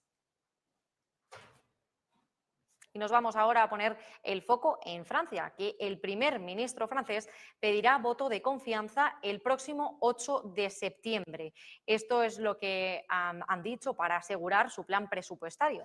El primer ministro francés, François Bayrou, ha anunciado este lunes que solicitará un voto de confianza en el Parlamento el próximo 8 de septiembre. Así podrá asegurarse el respaldo político a su impopular plan presupuestario. La medida, poco habitual en la reciente política francesa, se ha producido tras la presentación de un ajuste fiscal de más de 40.000 millones de euros, que incluyen recortes en el gasto social sobre todo. La propuesta que busca, según Bayrou, hacer frente al peligro del sobreendeudamiento ha provocado el rechazo tanto de la oposición de izquierda como de la derecha. Ha dicho también, según las declaraciones de Bayrou, que es una cuestión de claridad y de responsabilidad democrática. Estas son las palabras de Bayrou en una rueda de prensa que se ha celebrado en el día de hoy, anticipando un otoño políticamente turbulento. Los recortes drásticos buscan reducir el déficit fiscal y así calmar los mercados financieros. Pero ojo, porque enfrenta a un Parlamento fragmentado con un gobierno en minoría. Bayrou también ha insistido en que hace falta una clarificación sobre la situación presupuestaria y la forma de corregirla, y el lugar para hacerlo es el Parlamento y no en los desórdenes en las calles. Estas han sido las palabras del primer ministro francés. Y ojo, también nos quedamos en Francia, con esta última hora de que Francia se une a Estados Unidos y refuerza la presencia militar en el Caribe contra el narcotráfico. Francia va a enviar refuerzos al Caribe por ofensiva del narcotráfico. En medio de una creciente presión internacional sobre el gobierno de Nicolás Maduro, Francia ha anunciado hoy el envío de buques militares a su territorio de ultramar en el Caribe, como parte de una operación conjunta para combatir las redes de narcotráfico en la región de Guadalupe. La medida coincide con el despliegue naval de Estados Unidos cerca de Venezuela, pero ojo, porque se han centrado en frenar la actividad del cártel de los soles. Trinidad y Tobago ya respaldó públicamente la operación de Washington y además se ofreció a colaborar logísticamente si fuera necesario para proteger a Guyana. Mientras tanto, Caracas interpreta estos movimientos como una amenaza directa y ha respondido ordenando el despliegue de más de 4 millones de milicianos. Francia asegura que su presencia en la zona busca proteger sus territorios y también así apoyar la cooperación internacional frente al crimen organizado que afecta ya a toda la región. Bueno, y nos vamos ahora con una noticia inédita, y es que hay un trasplante pionero de pulmón de cerdo modificado en un humano. Un equipo de Universidad de Guangzhou, en China, ha logrado trasplantar ya por primera vez un pulmón procedente de un cerdo genéticamente modificado a un ser humano. La intervención se realizó el 15 de mayo de 2024 en un paciente de 39 años en estado de muerte encefálica por una hemorragia cerebral. Los detalles se han hecho públicos ahora tras su publicación en la revista Nature Medicine. Según el estudio, el órgano se mantuvo funcional y viable durante 9 días, sin mostrar ningún tipo de rechazo ni infecciones, ni complicaciones esperables en este tipo de procedimientos entre especies diferentes. Este avance se suma a las pruebas de conceptos previas con otros órganos de cerdo, como el corazón, de riñón o de hígado.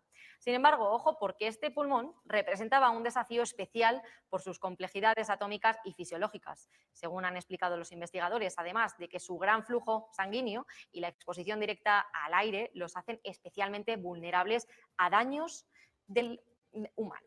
Sin embargo, el cerdo utilizado fue sometido a edición genética para desactivar 6 genes relacionados con este rechazo que podría producirse en el humano en el momento de la intervención y para así poder favorecer la compatibilidad con el ser humano. Y aunque el órgano funcionó, los investigadores detectaron signos de daño tisular en las primeras horas y reacciones mediadas por anticuerpos en los días 3 y 6 posteriores al trasplante. Y ahora sí, cambiamos de tema y nos vamos a fijar ahora en las criptomonedas. Y es que Ethereum se desploma hoy un 4% después de ese máximo histórico que registró el fin de semana. Las principales criptomonedas se desploman hoy, también el Bitcoin, que cayó más del 2%, alrededor de los 110.900 dólares la acción, su nivel más bajo registrado desde el 10 de julio. Justo después de alcanzar estos máximos históricos a principios de este mes, ha vuelto a caer. La caída borró las ganancias provocadas el viernes cuando el presidente de la Reserva Federal, Jerome Powell, insinuó posibles recortes de tipos, lo que hizo así que se impulsaran un amplio repunte en los activos de riesgo. Las liquidaciones forzadas se sumaron a la presión con más de 245 millones de dólares en Ethereum y 175 millones de dólares en posiciones largas para el Bitcoin. Y también hablando de criptomonedas, los bancos estadounidenses presionan para bloquear el interés en las monedas estables por temor a la fuga de los depósitos. Bien, los grupos industriales dicen que la nueva ley de criptomonedas tiene un vacío legal y que podría costar a los bancos billones de dólares en salidas. También los bancos están presionando para cambiar estas nuevas reglas de la moneda estables en Estados Unidos por temor a que provoquen salidas de billones de dólares. La semana pasada, los lobbies bancarios, incluida la Asociación de Banqueros Estadounidenses, el Instituto de Política Bancaria y la Asociación de Banqueros de Consumidores, advirtieron ya a los legisladores sobre una laguna en la regulación que permitiría que algunos intercambios de criptomonedas paguen intereses indirectamente a los titulares de monedas estables.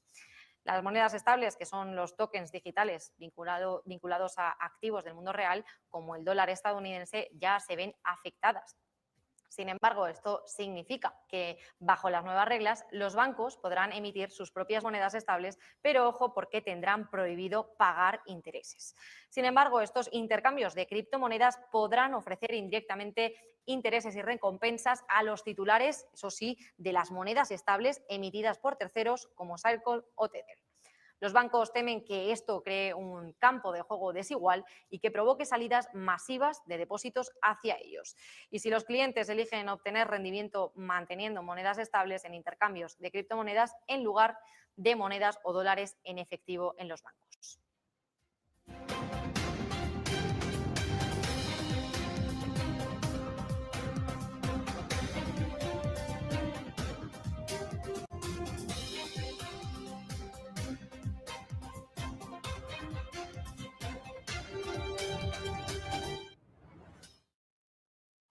Y el foco ahora en Alemania. El servicio militar obligatorio, dice el presidente, el primer ministro bávaro dice que debe introducirse más rápidamente. Según ha insistido el pasado fin de semana, la necesidad del servicio militar obligatorio durante una entrevista que han tenido con unos medios digitales. El próximo miércoles, el ministro federal de Defensa, Boris Pistorius, ha dicho que presentará su proyecto de ley sobre el servicio militar voluntario.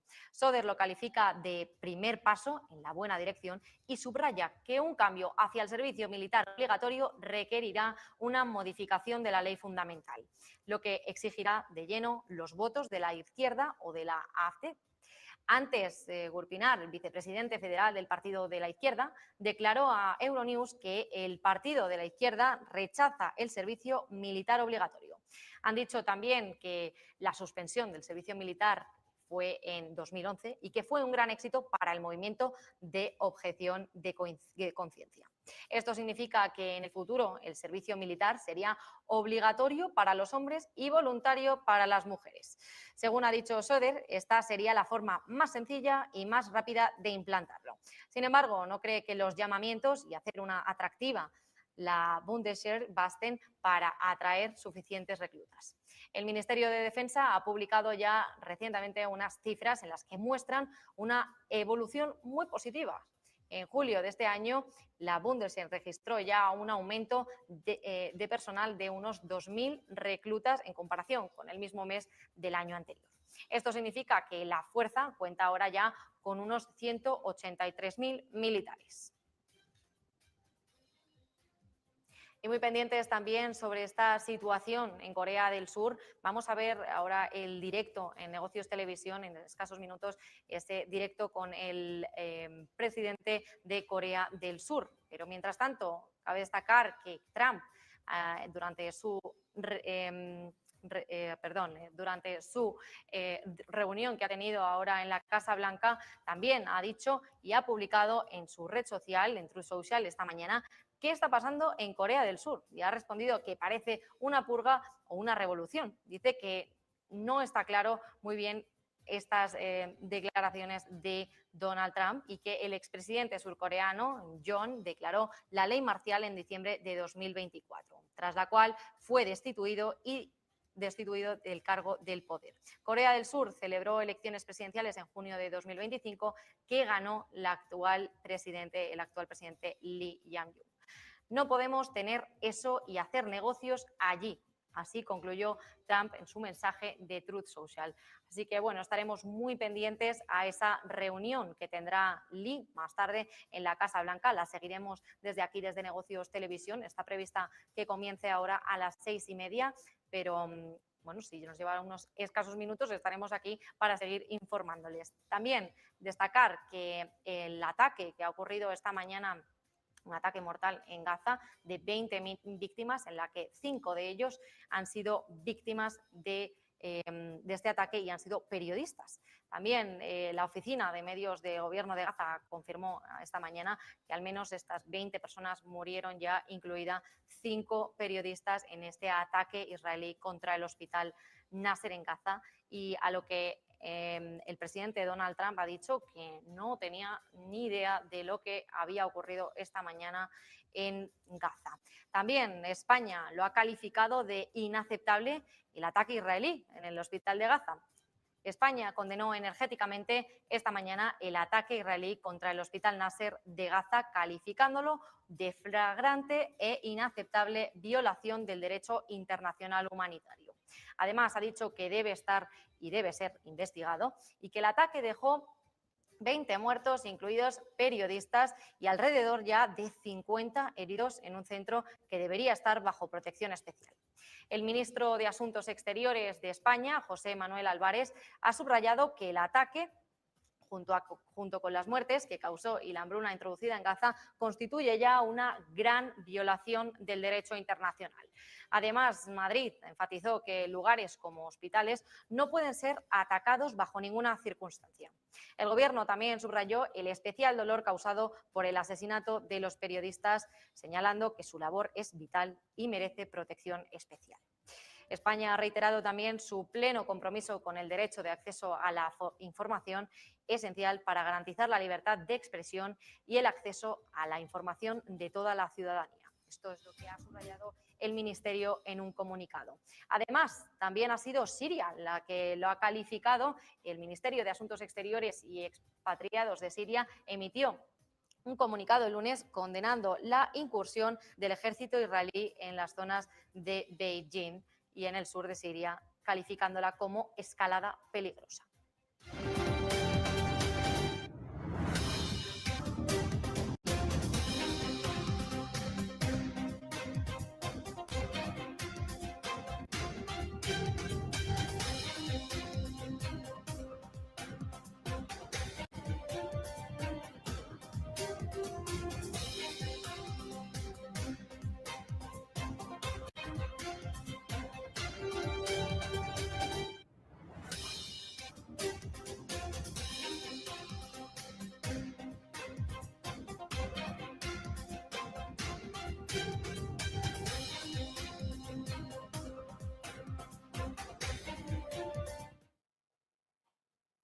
Bueno, pues ahora estamos viendo en directo en la Casa Blanca, en Washington, cómo llega ya el presidente de Corea del Sur, Lee, y llega ya a recibirlo Donald Trump a la puerta de la Casa Blanca. Vemos las imágenes.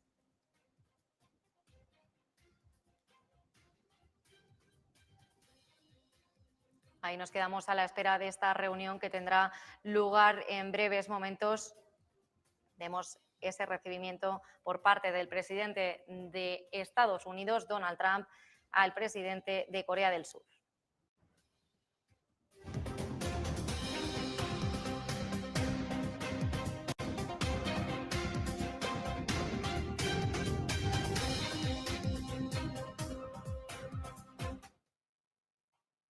Bueno, volvemos ahora a mirar a Intel. Estamos muy pendientes a esta reunión que empezará en breves momentos. Y ahora vamos a esa compra que ha hecho el Gobierno de Estados Unidos del 10% de las participaciones de la empresa Intel. Estados Unidos compra ya el 9,9%, se acerca a ese 10%, lo hace por 8.900 millones de dólares. Busca mantener a Intel como un jugador de peso en la fabricación de microprocesadores en Estados Unidos. Además, ha dicho el presidente de Estados Unidos que comprará 433,3 millones de acciones con fondos procedentes de los 5.700 millones de dólares en subvenciones no pagadas de la ley de chips. El secretario de Comercio, Howard Lutnick, también dijo en su red social en X que el acuerdo se había completado y que Estados Unidos ahora ya sí que sí posee ese 10% de las participaciones de Intel. Además, hemos visto cómo el CEO de esta empresa ha publicado en su red social, en Twitter, en la red social X, ha dicho que acaba de reunirse con el presidente Donald Trump para anunciar ese acuerdo histórico y que el Gobierno de Estados Unidos invertirá ya 8.900 millones de dólares en Intel. Además, incluía que para impulsar ese liderazgo estadounidense en semiconductores, le entusiasma ese trabajo que tienen por delante para garantizar que la tecnología de silicio y de los productos informáticos más avanzados del futuro se diseñen y se fabriquen allí mismo, en Estados Unidos. También Lee Bhutan agradece tanto a Donald Trump como a Howard Lutnick por la confianza que tienen en Intel para brindar esos resultados a su país. También Donald Trump decía y ha asegurado también en esta rueda de prensa que hemos visto en la Casa Oval que toda la participación del Gobierno en inteligencia se va a Estados Unidos. Confirmó que están marcando un giro importante en la política y seguridad y cooperación internacional y que seguirán invirtiendo en tecnología e inteligencia artificial. Y nos vamos ahora a la Unión Europea y es que ponemos el foco a esa aceleración del euro digital después de esta ley de monedas estables de Estados Unidos para proteger la competitividad y reforzar la autonomía financiera del continente. Los funcionarios de la Unión Europea han apresurado ese desarrollo del euro digital después de la aprobación de Estados Unidos de esta ley que regula el mercado de monedas estables de los 288.000 millones de dólares. La legislación estadounidense ha generado preocupación sobre la competitividad del euro y el riesgo de que los depósitos se trasladen al dólar. Ahora sí que sí, se contempla ya la posibilidad de que el euro digital funcione como una cadena de bloques pública como Ethereum o lo hace ya Solana, en lugar de una privada, para así poder reforzar esa adopción global y mantener la relevancia del euro en pagos fronterizos. Además, el Banco Central Europeo ve que en esta moneda digital es una herramienta para ofrecer pagos seguros a los ciudadanos y poder proteger esa autonomía financiera dentro de Europa. Miramos también a Estados Unidos con declaraciones que teníamos del director del Consejo Económico Nacional de Estados Unidos, con Hassett. El Gobierno ha dicho que puede tomar mayores participaciones en el capital de las empresas. Según las declaraciones de Kevin Hassett, ha señalado esta mañana que el Gobierno estadounidense está abierto a incrementar su participación en el capital de empresas claves, así como parte para una estrategia de fortalecer los sectores estratégicos. Sus declaraciones llegan después de conocerse la reciente adquisición de la compañía Intel, de ese 10% que ha invertido el Estado de Donald Trump para esas participaciones de la empresa de semiconductores. Una decisión, sin duda, que refleja un enfoque más activo de la Administración en la economía industrial y en la tecnológica del país. Así que quedamos atentos a cómo evoluciona esa estrategia que podría redefinir ese papel del Estado en el capital empresarial estadounidense.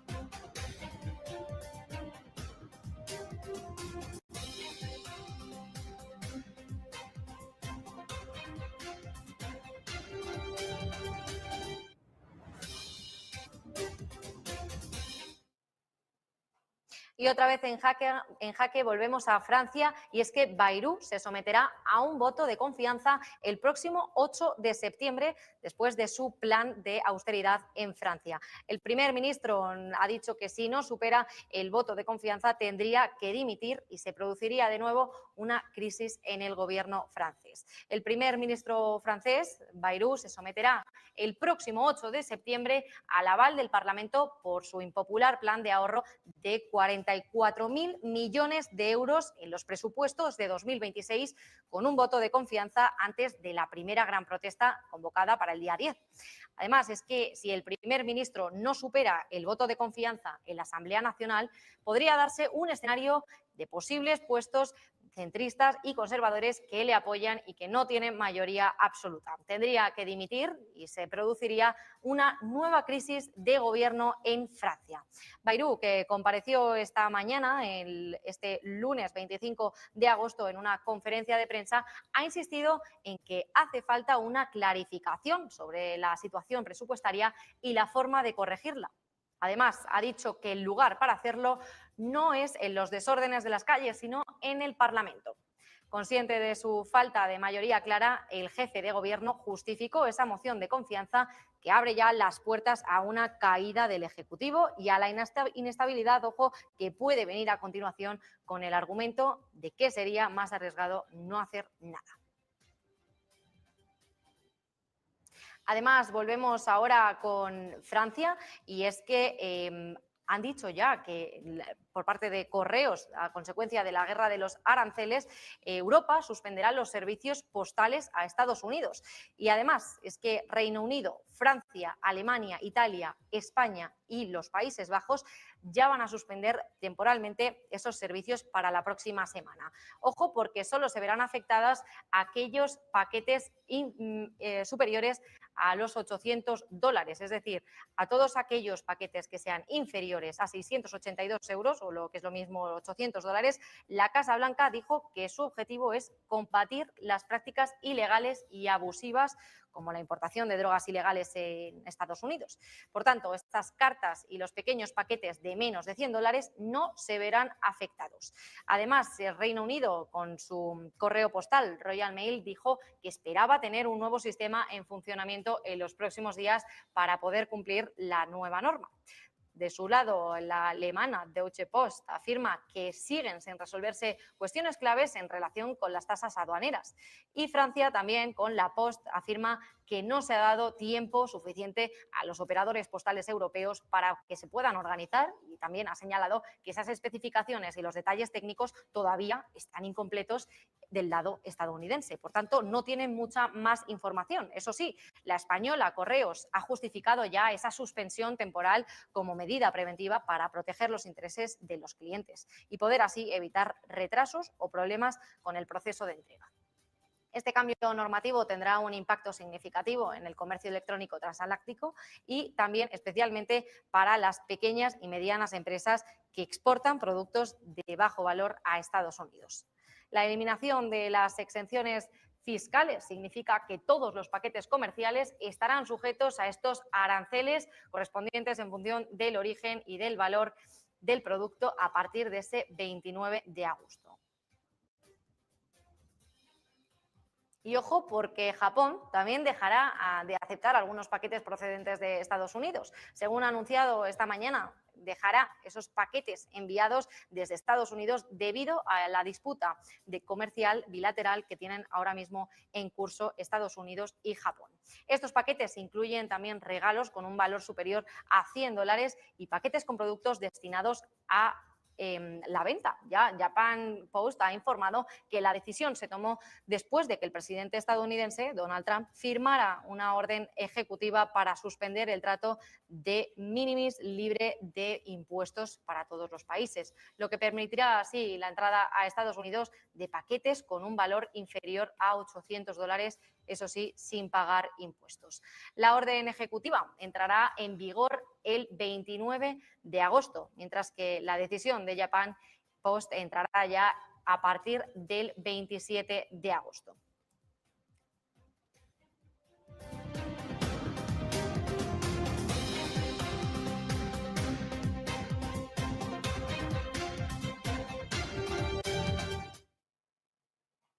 Bueno, pues nos quedamos muy pendientes a esa próxima reunión que vamos a ver en la Casa Blanca del presidente de Estados Unidos, de Donald Trump, con el presidente de Corea del Sur, con Lee, y veremos a ver cuáles son esas declaraciones y esas conclusiones a las que llegan. De momento vamos a hacer una pausa publicitaria y enseguida volvemos con más información.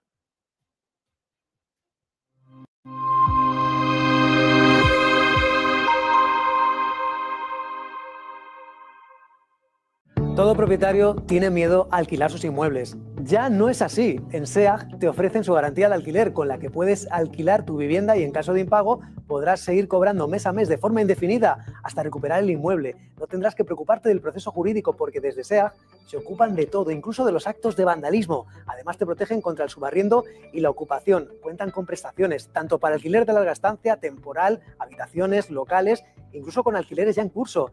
¿Por qué vender tu vivienda si la puedes alquilar para siempre? Alquila tranquilo. SEAG responde.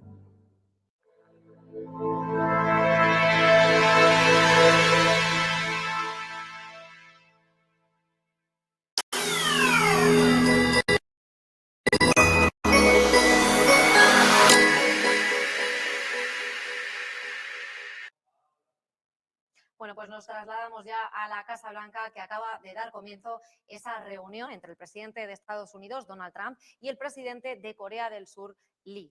Así que vamos a verlo y lo escuchamos con nosotros. 네, 대통령님 감사드립니다. 이렇게 시간을 내주셔서 우리 대한민국 국민을 대표해서 감사 말씀을 드리면서 우리 대통령께서 이 오벌 오피스를 새로 꾸미고 있다는데 정말로 밝고 황금색으로 빛나는 게 정말 보기 좋습니다. 품격이 아주 있어 보이고 미국의 새로운 번영을 상징하는 것 같습니다. Mr. President, let me begin by thanking you on behalf of the Korean people. I would like to thank you for giving your time for today's meeting. And I heard that you recently redecorated the Oval Office, and I would just like to say that it looks very bright and beautiful, and it has the dignity of America, and it symbolizes the new future and prosperity of America. 미국을 다시 위대하게 만드는 것이 우리 대통령님의 꿈인데 미국이 다시 위대하게 변하고 있는 것 같고 그게 다우존스 지수에서도 그게 나타나는 것 같습니다. 제가 보니까 사상 최고치를 경신하고 있던데 오늘은 잠깐 조정되고 있지만 아주 훌륭하게 미국이 다시 위대해지고 있는 것 같습니다. I believe that making America great again is your goal, and I believe that that is what is currently taking place in America. And I think the most symbolic thing of that is the Dow Jones Index, which reached a record high recently, although it went down a bit, but it reached a record high. And so I think that America is becoming great again. 말씀하신 조선 분야뿐만이 아니라 제조업 분야에서 르네상스가 이루어지고 있고 그 과정에서 대한민국도 함께 하게 되길 기대합니다. So I believe that there is a renaissance taking place not only in the shipbuilding sector but also in the manufacturing industry, and I hope that Korea can be a part of that renaissance. 그리고 또 한 가지 제가 꼭 말씀드려야 될 것이 대통령님의 평화를 지키는 기간의 미국의 역할을 넘어서서 새롭게 평화를 만들어가는 피스메이커로서의 역할이 정말로 눈에 띄는 것 같습니다. And one thing that I wanted to say to you is that America's role not as a keeper of peace but a maker of peace is being more is emerging more evidently. 유럽, 아시아, 아프리카, 중동 뭐 여러 곳에서의 전쟁들이 이제는 트럼프 대통령님의 역할로 휴전하고 평화가 찾아오고 있습니다. Many wars in Europe, in Asia, in Africa, and in the Middle East are coming to peace because of the role that you are playing. 세계 지도자 중에 전 세계의 이런 평화 문제에 대통령님처럼 이렇게 관심 가지고 실제로 성과를 낸 경우는 처음으로 보이십니다. So among the many world leaders, I believe that you are the only leader who has made such accomplishments. 그리고 가급적이면 전 세계에서 유일하게 분단 국가로 남아 있는 한반도에도 평화를 좀 만들어 주셔서 김정은과도 만나시고 북한에 트럼프 월드도 하나 지어서 거기서 저도 골프도 칠 수 있게 해주시고 그래서 전 세계가 인정하는 정말 세계사적인 평화의 메이커로서의 역할을 꼭 해주시기를 기대합니다. And I would like to mention that the only remaining divided nation in the world is the Korean Peninsula. And I would like to ask for your role in establishing peace on the Korean Peninsula. So I look forward to your meeting with Chairman Kim Jong-un and construction of a Trump Tower in North Korea and playing golf at that place. 아마 기다리고 있을 것 같습니다. 기다리고 있을 것 같습니다. So I believe he will be waiting for you. 그리고 마지막으로 든든한 한미 동맹을 기반으로 대한민국이 성장 발전해 왔고 앞으로도 이 한미 동맹을 군사 분야뿐만이 아니라 경제 분야 또 다른 과학 기술 분야까지 다 확장해서 미래형으로 발전시켰으면 좋겠습니다. Korea was able to attain economic growth and development through our ironclad alliance. And going forward, I hope to develop our alliance into a future-oriented alliance that encompasses areas not only limited to security, but also the economy and science and technology. 대한민국 국민들은 트럼프 대통령님에 대해서 정말로 큰 기대를 가지고 있다는 말씀을 드리면서 다시 한번 이런 시간 내주셔서 감사드립니다. The Korean people have great expectations for you, Mr. President. Thank you once again for your time. Well, thank you very much. It's an honor to be with you. I will say that Kim Jong-un and I had a very good relationship, as you remember, and still do. And when I came in, I didn't know him. We had 2 summits, but we became very friendly. Respect. It was great respect. And it was not going to be that way had Hillary Clinton won the election. It would have been a disaster. But we think we can do something in that regard with respect to North and South. And I think you are much more prone to doing that than other leaders that I've been working with from South Korea. And we'll work on that. I think it's very good to work on that. If you remember, you were doing the Olympics and there was a great time of hostility with North Korea and you weren't selling tickets because nobody wanted to be blown up in the stadium during the opening ceremonies, right? And you were not selling tickets. And I was also at my formative stage with North Korea and Kim Jong-un. And we were a little bit going at it about Rocket Man, Little Rocket Man, everything back and forth. And it was really nasty. And then I got a call one day and they wanted to get together. They wanted to talk and we started talking. And then he said really brilliantly, he said, you know, the Olympics is going to be opening very soon. And we'd like to be a part of it. They actually put teams in it. You got along great. And by the way, immediately upon that phone call, you started selling tickets and it turned out to be a tremendous success.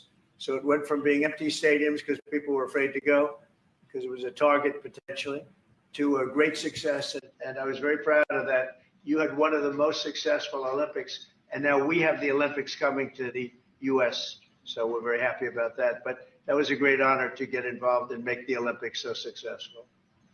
네, 대단히 감사합니다. 다시 한번 모시게 돼서 영광이라고 말씀드리겠습니다. 제가 김정은 위원장과 굉장히 좋은 관계를 가지고 있습니다. 그리고 현재도 매우 좋은 관계가 있습니다. 내가 처음에 취임하고 난 다음에 2번의 정상회담을 김정은 위원장과 함께 했고 상당히 친해졌고 또 더 중요한 것은 둘 다 존경심을 서로에게 가지고 있다는 것입니다. 만일 힐러리 클린턴이 대통령으로 당선했다면 절대 그러한 상황까지 이르지 않았을 것입니다. 제가 보기에는 이재명 대통령께서 한국의 어느 지도자보다도 북한에 좀 더 문제를 해결하고자 하는 의지가 있는 그러한 대통령이라고 생각합니다. 그래서 어쩌면 우리가 함께 노력한다면 어느 정도 진전이 있을 수도 있겠습니다. 사실 그 한국에서 올림픽이 열렸을 때 북한 때문에 많은 사람들이 올림픽 표를 사지 않는 그런 현상이 생겨났었습니다.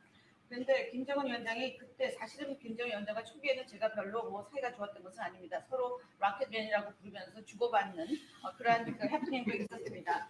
그런데 어느 날 통화를 시작하게 되었고 통화를 하면서 그가 얘기를 했습니다. 한국에서 올림픽이 곧 열리는데 우리 북한도 참가하겠다.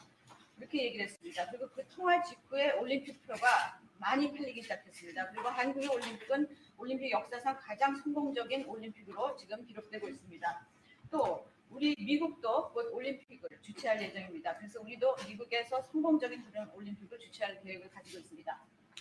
김정은 위원장 말씀을 하셔서 그런데 사실 대통령님 덕분에 북한하고 이 한반도 관계가 매우 안정적이었습니다. 그런데 사실 그 이후 대통령께서 미국 정치에서 잠깐 물러서 있는 그 사이에 사실은 북한의 미사일도 많이 개발됐고 핵폭탄도 많이 늘어났고 진척된 것도 없이 한반도 상황은 정말로 많이 나빠졌죠.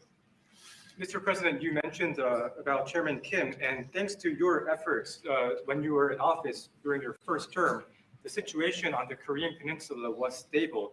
But during the hiatus where you were out of office, North Korea developed further its nuclear and missile capabilities, and that led to a deterioration on the situation of the Korean Peninsula. And they wouldn't have done that.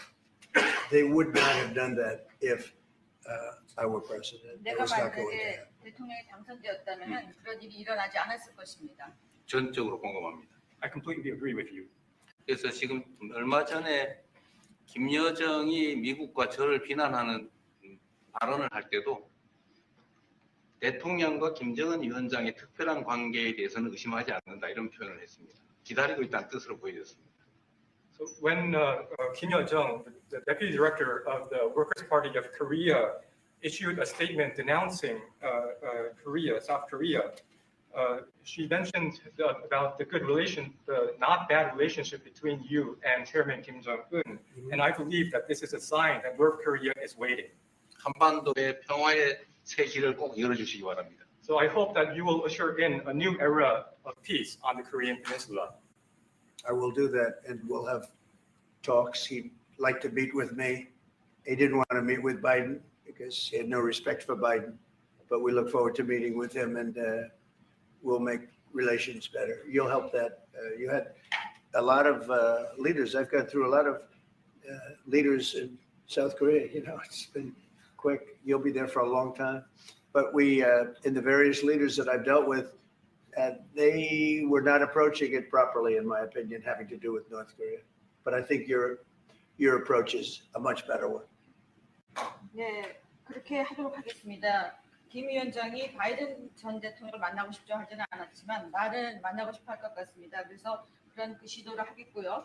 내가 한국의 지도자들을 여러 분을 만나봤는데 제 개인적인 생각으로는 대북 정책이 그렇게 적절하지 않지 않았나 하는 생각이 듭니다. 그래서 이 대통령께서 그 적절한 대북 정책을 통해서 좀 더 그 진전이 있었으면 하는 생각입니다.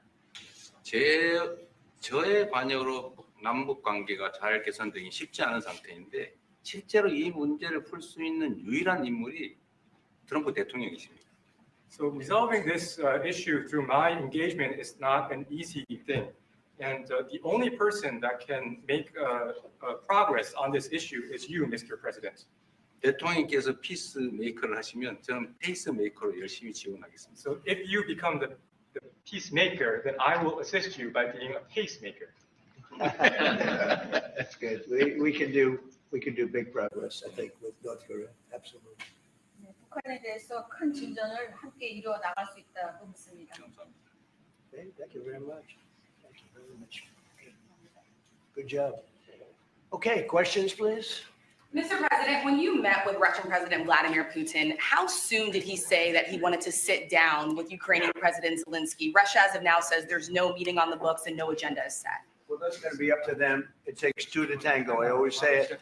And they should meet, I think, before I have a meeting and probably close the deal.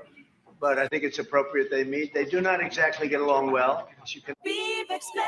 Cuando las buenas acciones dejan manchas difíciles de eliminar, confía en VIP Express Gel. Eficacia contra las manchas y limpieza para la lavadora. Eso es VIP Express, garantía de limpieza profunda. VIP Express. Si es limpieza profunda, es VIP Express. Very good relationship despite a fake Russia haunt that we had.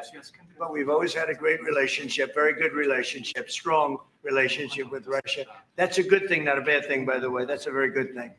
And it's good to get along with Kim Jong-un, and it's good to get along with everybody, including President Lee. It's good to get along, and I get along with the foreign leaders. You see that with the biggest group of foreign leaders that we've ever had. Don't forget the European Union was here also representing a large group of countries just recently. So I believe that we're going to get that war straightened out. We're going to get it done. I don't know that they'll meet Maybe they will, maybe they won't. They'd like me to be at the meeting. I said, you guys ought to work it out. It's between you, it's not us. Now, in the meantime, we're not spending any money on, as you know, on Ukraine. We're selling military equipment to NATO. NATO now is taking in, excuse me, NATO now is taking in a large amount of money from the countries. They're taking in 5% of GDP versus 2%. They're paying the 5%. They never paid the 2%, most of them, or a lot of them. NATO has a lot of money. We are selling military equipment to NATO at full price, and NATO's distributing that equipment to wherever they are. I mean, perhaps to Ukraine. So NATO's working with Ukraine. Biden was giving hundreds of billions of dollars, just willy-nilly, just giving money. He had no idea where it was going. It was terrible what was happening. So we're not involved anymore in terms of the cost. We're in for $350 billion. As you know, I also got the rare earth deal done with Ukraine, which was worth much more than the $350 billion. But I'm not interested in the money so much, even though we've done a great job in that regard. I'm not interested in that. I'm interested in stopping a war where last week 7,109 soldiers died, both Russian and Ukraine. Such a waste of life and humanity. They're not from this country. They're not from any other country other than Ukraine, for the most part, other than Ukraine and Russia. But it's a very important thing to me to stop it. I stopped 7 wars that were raging, one for 31 years, the Congo, and as you know, Rwanda, one for 35 years. I don't have to go into them. You know the list better than I do. But we stopped a lot of wars, including, you think about it, India and Pakistan, which was probably 2 weeks away from being a nuclear war. They were shooting down airplanes all over the place. So I'm very proud of that. I thought this would be, in many ways, the easiest way. I have a very good relationship with Putin. I thought it would be the easiest one to stop, and it's really not. It's very complex. It's very personal from their standpoint. There's tremendous dislike personally between the two men, and we're going to have to straighten that out. But I would like to see them meet first. They'd like me to be there. I may be there. I may not. I'll see. But I wanted them to work out their differences first, because it is ultimately between them. And when that happens, I think we'll get an end. Maybe they meet, maybe they don't. How long are you willing to let this play out? And if they don't meet, will there be consequences, and how soon for Russia? Yeah, there could be very big consequences, but we'll see what happens. There might be very big consequences, because this is something that has to end. This war would have never taken place, and for 4 years it didn't take place. But if I were president, this war would have never taken place.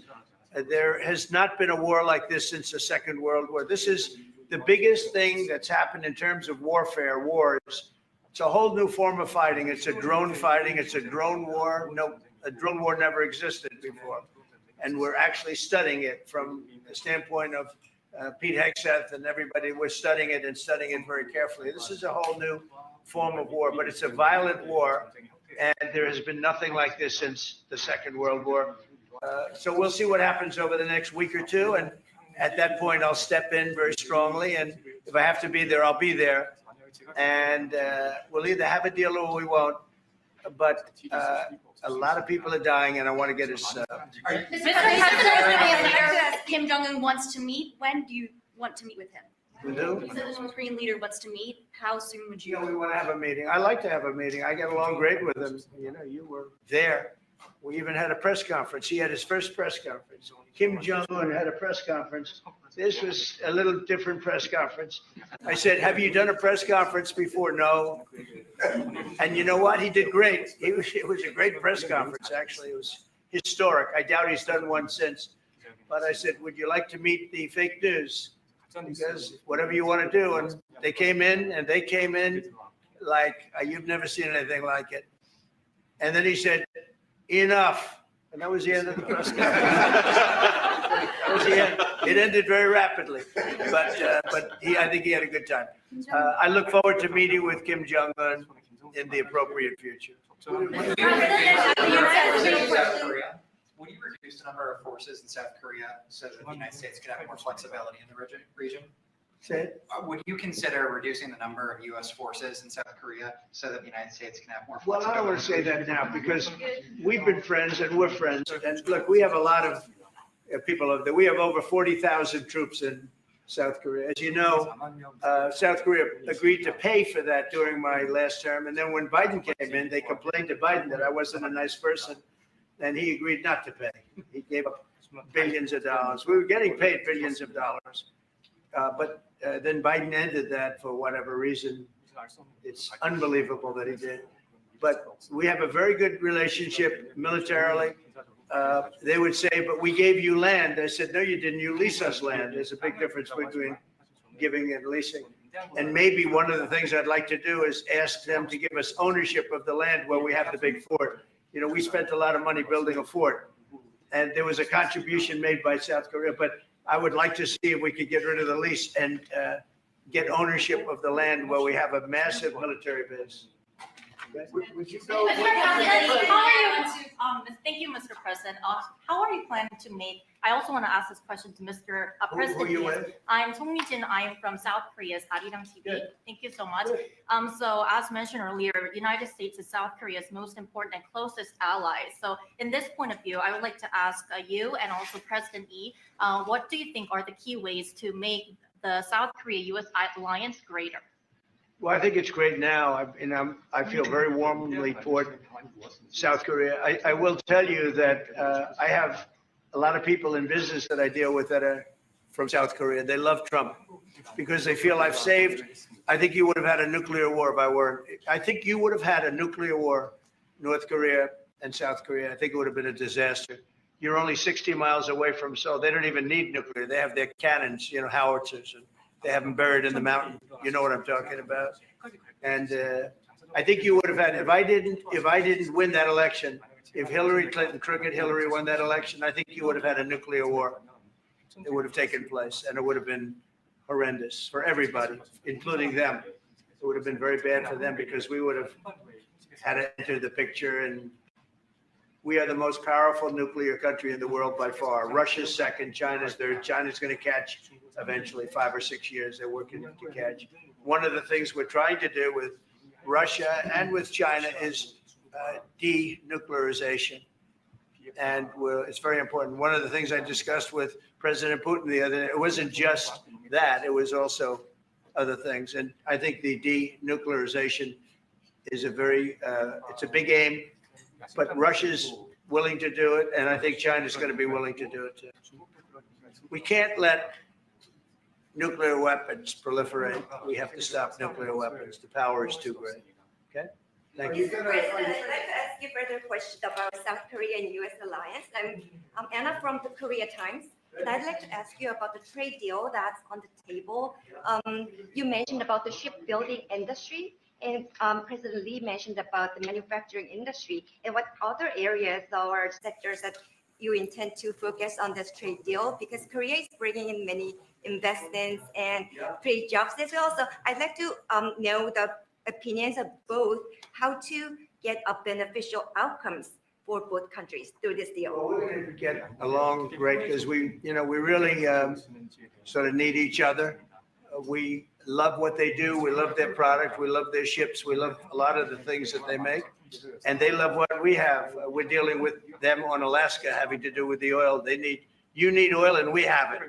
So we have a big advantage in that way. We have more oil and gas and coal and energy than any other country in the world by far. No, for whatever reason, God was very good to us. He gave us the greatest. We didn't use it. We started to use wind. Wind doesn't work.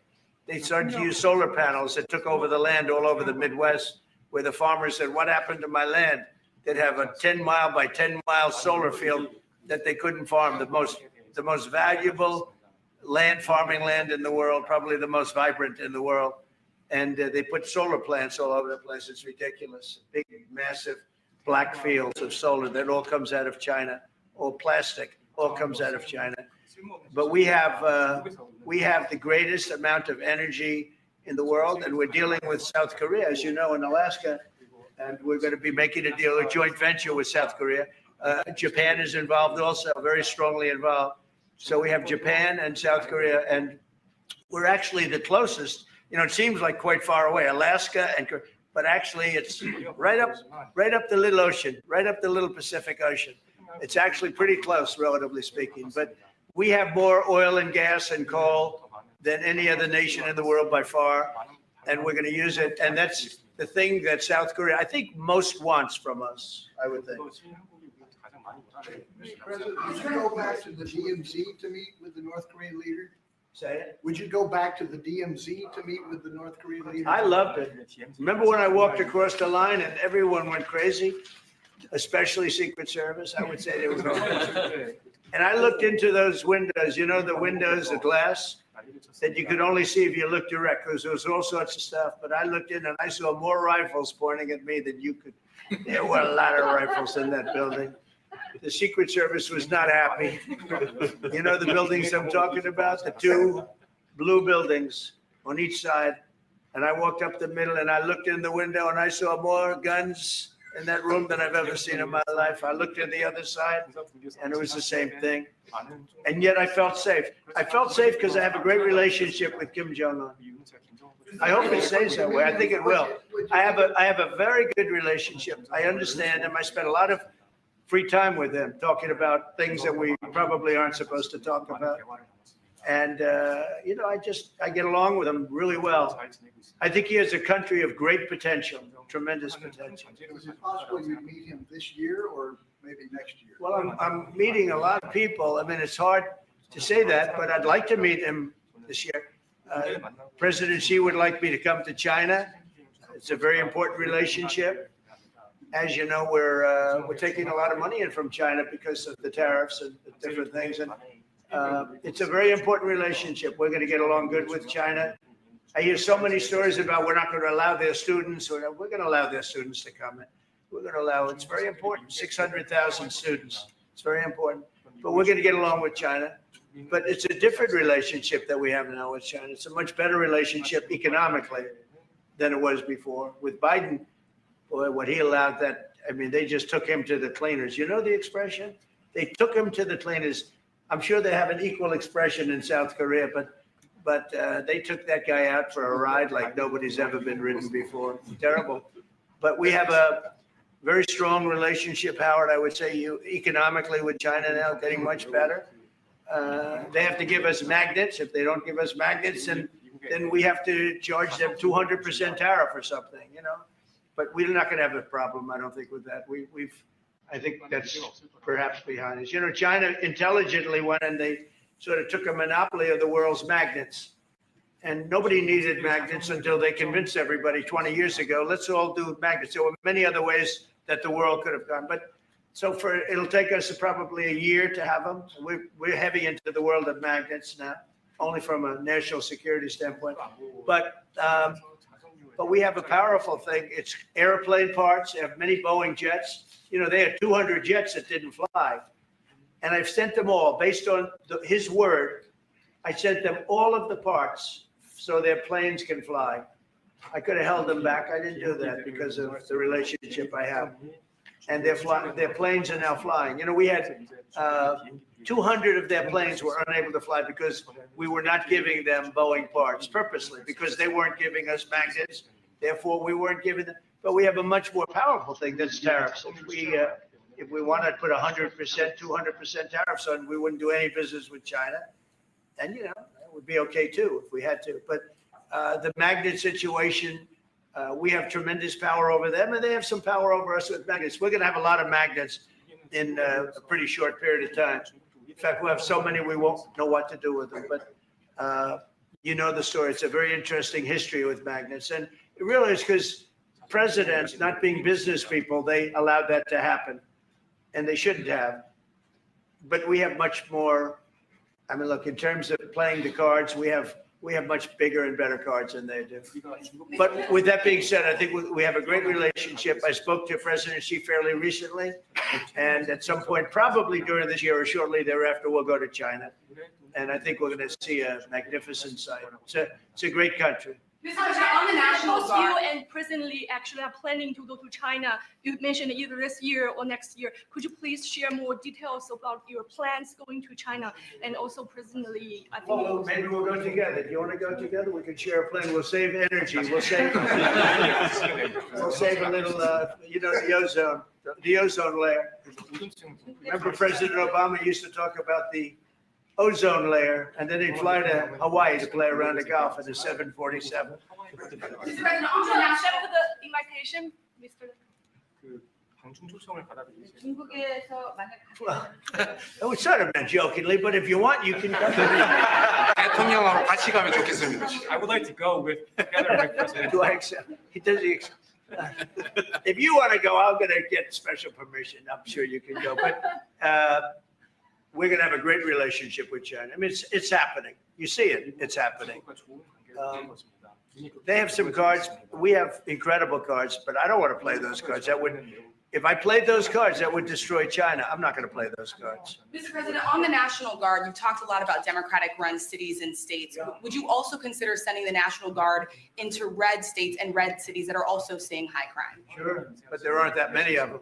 If you look at the top 25 cities that for crime, just about every one of those cities is run by Democrats.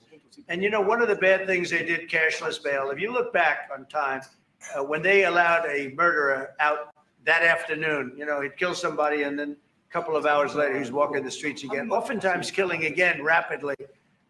Cashless bail is a disaster. You saw we had a news conference today on that. We're wiping it out in DC, immediately wiping it out. It started in New York, I must tell you, and it's been a horrible thing for crime, especially violent crime. So we're going to end cashless bail, yes. Thank you. When will you deploy to Chicago, and how long are you keeping troops here in We're Washington, having a little D.C.? discussion. I really want to be appreciated. You know, when we go into a city and wipe out the crime, so DC, it sounds so horrible. I'm embarrassed to say it in front of you because they don't have anything like this. Washington, D.C., sir, has not had a murder in 11 days. Now, he's saying that's a horrible thing to hear because they don't have murders for ever. But Washington, D.C., if you go back and check, it's been many years since we went a week without having a murder. Now we haven't had, and I would say that Washington, D.C. right now is much safer than Seoul. You know why? Because we have a friendly neighbor. We have more friendly neighbors. You have a different kind of problem. We all have different problems. But Washington, D.C. is a very safe city right now. People are going out to dinner. Restaurants are opening.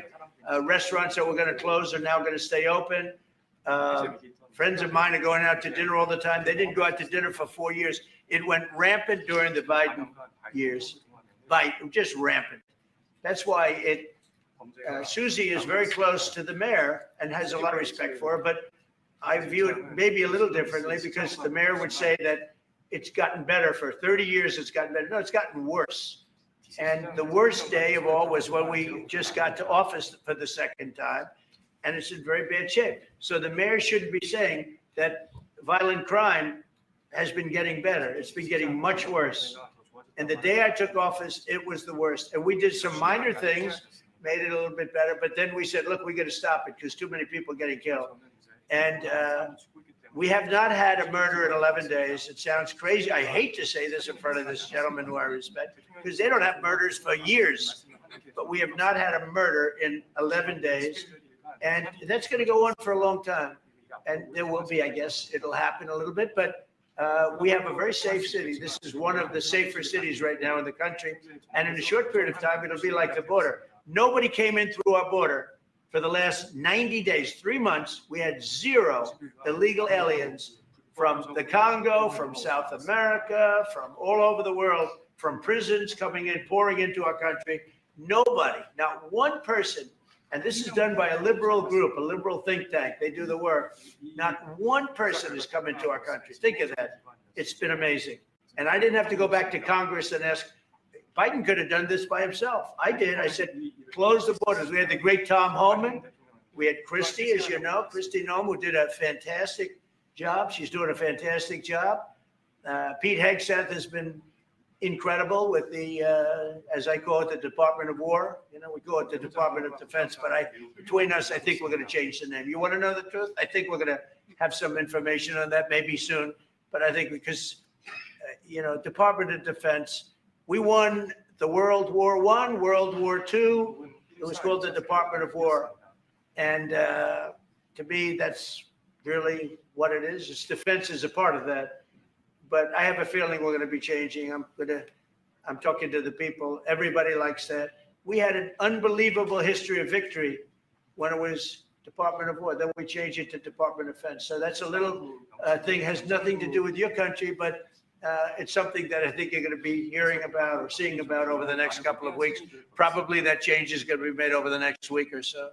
Are there two Koreas, North and South, or is there one Korea waiting to be unified? Well, I know it is two Koreas. I mean, there was one Korea. It was a very large country and a very powerful country. And it was a country that went to war with China. President Xi explained it. Went to war with China many times over the last 2,000 years. You had many, I think he told me 51 times. So I remember I went to President Xi. I said, we're having a problem with North Korea. Straighten it out, would you please? He said, well, we have been to war with them. And I think he said 51 times. But at that time, it was the whole of Korea. It wasn't, North and South. And after he explained it, I said, all right, not going to be that easy. I guess you're right. But, you had one Korea, and it was a very big, powerful nation. Now you have two big, powerful nations, but you have essentially a wall in between. Can you elaborate comments, the post and comments you made on South Korea early this morning, like raids on churches, going into U.S. military base, purge, revolution. How do you think about it? 이재명 대통령께도 질문드리겠는데요. 저희가 이제 빛의 혁명이나 내란 사태 극복하는 과정에서 이런 일들이 좀 벌어졌다고 말씀하신 것 같아요. I heard from Intel that there was a raid on churches. We're going to talk about that later. I haven't spoken about it yet, but when we meet, and that would be too bad if that's the case. But I did hear that from Intel, that there was a raid on churches, closing some churches. So we'll talk about that later. I could ask you now if you want. Mr. President, what conversation? Wait a minute, if you'd like, because it didn't sound to me like South Korea.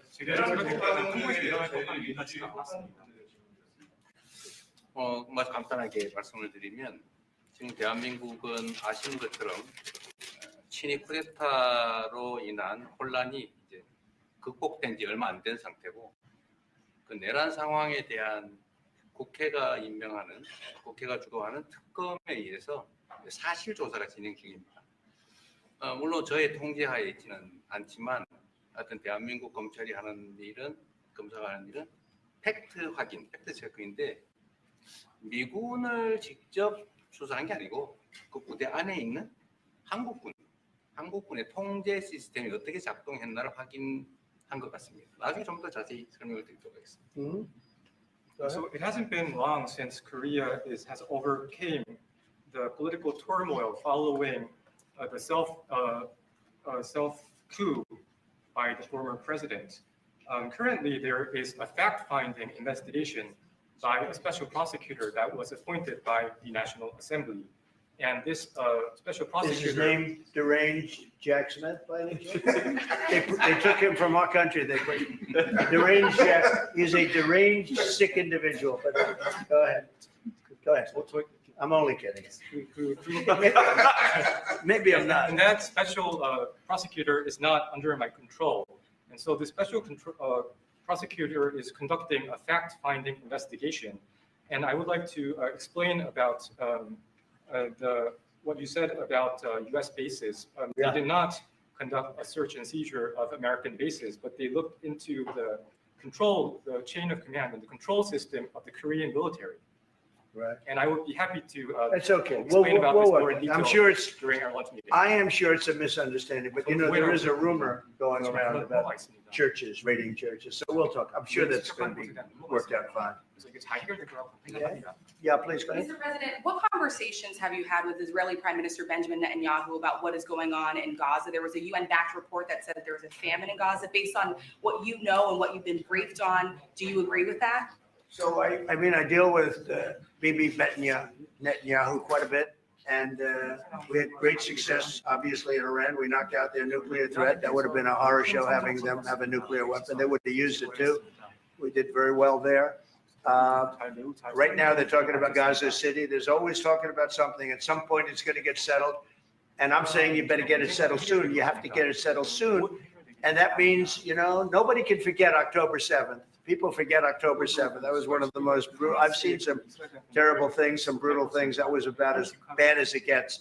And nobody can forget that. With that being said, it's got to get over with. It's got to get over with because between the hunger and all of the other problems, worse than hunger, death, pure death, people being killed. And, you know, I'm the one that brought back the hostages, and I did it with that gentleman right there, Steve Witkoff, and with Marco. All of us, the whole team, we worked together. Even the trade people worked on it with us. And we brought back a lot of the hostages. Now we're left with, would you say 20, Steve, or would you say it's less than 20? I hope it's 20. He hopes it's 20 because some could be dead. That's what he means, I assume. So we have 20, but there's rumors that some could be dead. It's a terrible situation over there. Terrible, terrible situation. But it's coming to a head. It's coming to an end. We are sending, you know, we sent $60 million of food over there just recently. And I don't even know if people know it. We distributed ourselves. We're giving a lot of food, spending a lot of money on food, getting it over there. We have a lot of food. We have a lot of oil, and we have the greatest farmers in the world. So we have a lot of food, but we're sending a lot of it over to Gaza, and we're feeding a lot of people. But with all of that being said, it's a lot of people to feed. And I think that we will have, I think within the next 2 to 3 weeks, you're going to have pretty good conclusive a conclusive ending. And it's a hard thing to say because they've been fighting for thousands of years. If you want to know, that's been a hotbed forever. But I think we're doing a very good job. But it does have to end. But people can't forget October 7th either. Do you plan to attend APEC summit to be held in Korea? Summit in South Korea? Yes. South Yeah, I'd Korea love in to. November. I'd love to. Last time I spoke in front of your parliament, and I love doing that. Beautiful respect they had for our country, and a beautiful room. I remember how beautiful it was, and I enjoyed doing it. No, I could see going. I think I'm going for a trade meeting to South Korea pretty soon. You're hosting a trade meeting, so I can sneak away from that trade meeting, and we'll go and do something for the president if he'd like me to do that. Okay? But so we'll be going there fairly soon. If you attend, then it's a good chance to meet up Kim Jong-un again, or maybe Xi Jinping. Then how do you think of it? You mean set them up together? Yes. That'd be interesting. We'll arrange a meeting between you and Kim Jong-un. Would you like that? That's a very tough question right now. I don't know where that question is leading. Anyway, look, I get along great with Kim Jong-un, and whatever I can do, having to do with South Korea and getting people together, you should get together, right? Yes, ma'am. Yes. Yeah. I want to. Turned out to be the worst one in the room. I want to ask about Masca project. Masca project. Great again. Yeah. Oh yeah, sure. Yeah. We're going to do that. Yeah. I think we're going to do that very strongly. We're going to have a big, within a period of, you know, it takes a while. That's a hard one to start. Some companies you can start easily. Shipbuilding's a tough one to start, but we'll be doing that. Now, with that being said, we make the best submarines anywhere in the world. We make submarines. We're 25 years ahead of anybody else in submarines. So we do that, you know, we do that. But we really gave up the shipbuilding industry foolishly many years ago. But we're gonna start it up again. We're gonna be making our own ships again soon. Okay, how about one or two more? Have you been briefed on the search of John Bolton's home and office from Friday? Have you been briefed I on have that? not been briefed. No, I read it just like you did. I was never a fan of his. I thought he was stupid. I thought he was, you know, a guy that only wanted to go into war. He liked killing people. I thought he was essentially a bad guy, but I'm not involved in that. No, you'd have to ask Pam Bondi about that. Are more raids coming, sir? Are more raids like that coming, sir? Are more raids like the one on John Bolton's house coming? More raids? I don't know. So you'd have to ask the Department of Justice. They raided my house, I can tell you that. They did a big raid on my house. They took away everything that wasn't pinned down, and they took away some of that too. No, they raided Mar-a-Lago. They started that. These were bad people that we had in our government before. They raided Mar-a-Lago. They went into my wife's area. They went into my son's area, my young son. And what they did was a disgrace. But how did it work out? Oh, I see, we're in the Oval Office. Oh, I guess it didn't work out too well for them, did it? They are bad people. They're sick people. And they came in with their guns into Mar-a-Lago, like 98 people. I wasn't there, fortunately, I wasn't there. But they are very evil, very sick people, that group. And if they would have won the election, this country wouldn't exist as we know it. This country would have been a failed country. And now it's the hottest country anywhere in the world by far. We are the hottest country in the world by far. Okay, another question. Yes, go ahead. Yeah. President Lee met with the Japanese Prime Minister before this summit. That's good. So is there something to discuss regarding the cooperation among the South Korea, US, and Japan? I think so. Look, Japan is a great ally of us, and I had a little bit of a hard time getting you two together because you're still thinking about comfort women, right? Comfort women. That's all they wanted to talk about was comfort women. And I thought that was settled a few times over the decades. But there is an overlapping problem with that. Perhaps I'm wrong in saying it. Perhaps this isn't right, but the whole issue of the women, comfort women, very specifically, we talked, and that was a very big problem for Korea, not for Japan. Japan wanted to go. They want to get on, but Korea was very stuck on that. You understand? So I don't know. Perhaps you'd like to answer. It's a good question. It was hard getting Japan and Korea together because of what took place a long time ago. But Japan wants to do it, I can say. Korea is a little bit more tenuous, please. 지금 질문은 그 통자 생략에 대해서. 우리 한미일 협력은 매우 중요한 과제고, 또 한미 관계의 발전을 위해서도 한일 관계가 어느 정도 수습이 돼야 됩니다. Trilateral cooperation among Korea, the US, and Japan is very important. And better Korea-Japan relations is also important for the Korea-US relationship as well. 그래서 대통령께서 한미일 협력을 매우 중시하고 계시기 때문에 제가 대통령을 뵙기 전에 미리 일본과 만나서 대통령께서 걱정하시는 문제를 다 미리 정리했다 이렇게 생각해 주시면 좋겠습니다. Because I know that President Trump, that you put emphasis on trilateral cooperation, right. I made a visit to Japan before coming to the US to settle the difficult issues that we have. Good. Well, Japan wants to get along very well with you. And I find them to be great people, great country, obviously. And they want very much to get along with South Korea. And you have something in common, you want to solve the North Korea problem. But Japan very much wants to get along with you, and I'm sure they will.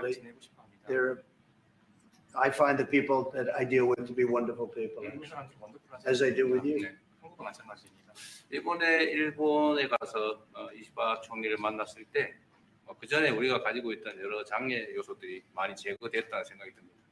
So when I visited Japan and met with Prime Minister Ishiba, I realized that many of the obstacles that existed between our two countries have now been removed. True. During my term, we removed them during my term. There was an overlay a little bit, but we removed many of those obstacles during my term. And if you look at Prime Minister Abe, who was a great man, he was a great friend of mine, and he was assassinated. But he felt very warmly toward your country, I can tell you that.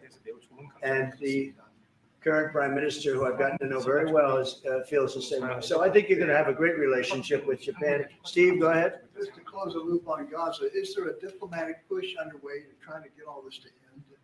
Oh, there's a diplomatic push. No, is there? There has been, yeah, sure. Right now, Steve, I would say very serious diplomatic push. Marco or Steve, Marco, do you want to answer that first?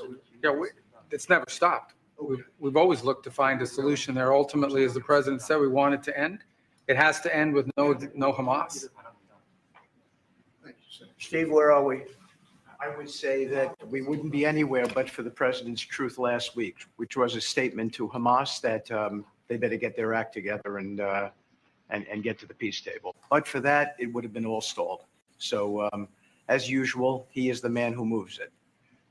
Thank you. Thank you. Thank you very much, everybody. Thank you, guys. Let's go. Head out. Start moving. Thank you. Thanks, guys. Let's go. Thank you. Straight out the door. Thanks, guys. Let's go. Thanks, guys. Jill, let's go. TV, let's go. Come on. Come on, guys. Let's go. Head out. Thank you. Thanks, guys. Please keep moving on. Thanks, guys. Bueno, pues aquí damos por concluida esta reunión en la Casa Blanca entre el presidente de Estados Unidos, Donald Trump, y el presidente de Corea del Sur, con Lee.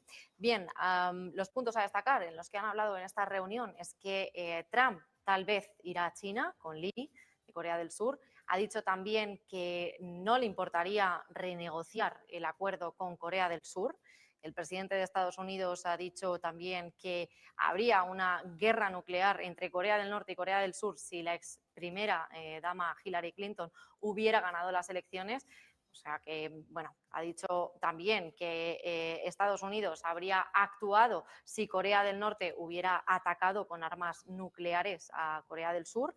Ha dicho también que habría grandes consecuencias si Putin y Zelensky no se reúnen. Estamos a la espera de ese acuerdo, de ese alto al fuego y, bueno, seguimos pendientes a este acuerdo de paz entre Rusia y Ucrania, pero todavía las únicas noticias que tenemos es que Donald Trump ha dicho que puede haber grandes consecuencias si el presidente ruso, Vladimir Putin, y su homólogo ucraniano, Volodymyr Zelensky, no acuerdan reunirse. Ha dicho también que veremos qué sucede en una semana o dos y que si entonces en 2 semanas no se llega a ningún acuerdo será el momento del presidente de Estados Unidos, Donald Trump, de actuar e intervenir en esta situación.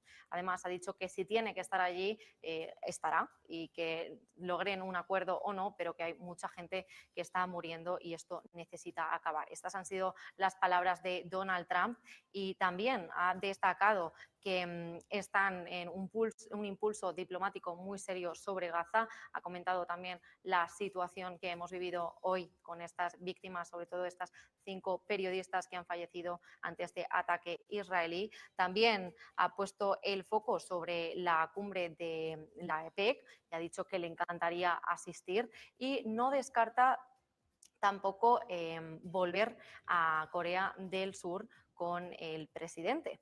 Así que, bueno, estas han sido las declaraciones de Donald Trump en esta reunión en Washington, D.C. y hacemos una pausa publicitaria y volvemos con más noticias con la información de hoy.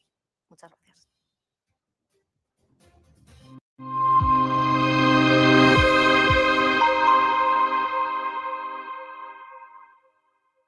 Recibes un mensaje alarmante de tu inquilino en el que te informa que no puede pagar el alquiler. No te preocupes, SEAC está aquí para ayudarte. Nuestro equipo te asegura que recibirás tu renta a tiempo. Con SEAC, tu renta está protegida. Recibes el ingreso en tu cuenta como siempre. Disfruta de la tranquilidad sabiendo que SEAC maneja el imprevisto por ti. Alquila tranquilo. SEAC responde. Silver Gold Patrimonio nace en 2018 con el objetivo de innovar en el mercado de los metales preciosos de inversión, ofreciendo nuevas alternativas para que cualquier persona, familia o empresa pueda entrar en el fantástico mundo de los metales de inversión de forma sencilla y acompañada por consultores expertos en el sector. Silver Gold Patrimonio quiere avanzar contigo.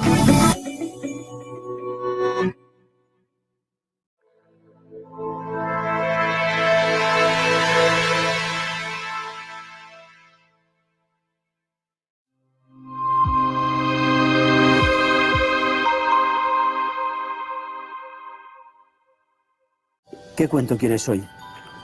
¿Te cuento uno de los míos? ¿El del farmacéutico? ¿O el de María, la abogada? El de Ana, la arquitecta. Vale.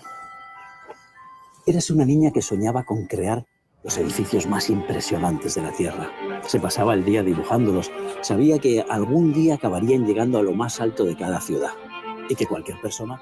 Cada profesional tiene detrás una historia increíble. Creer en ella es lo que de verdad cuenta. Arquia Banca, el banco de los profesionales.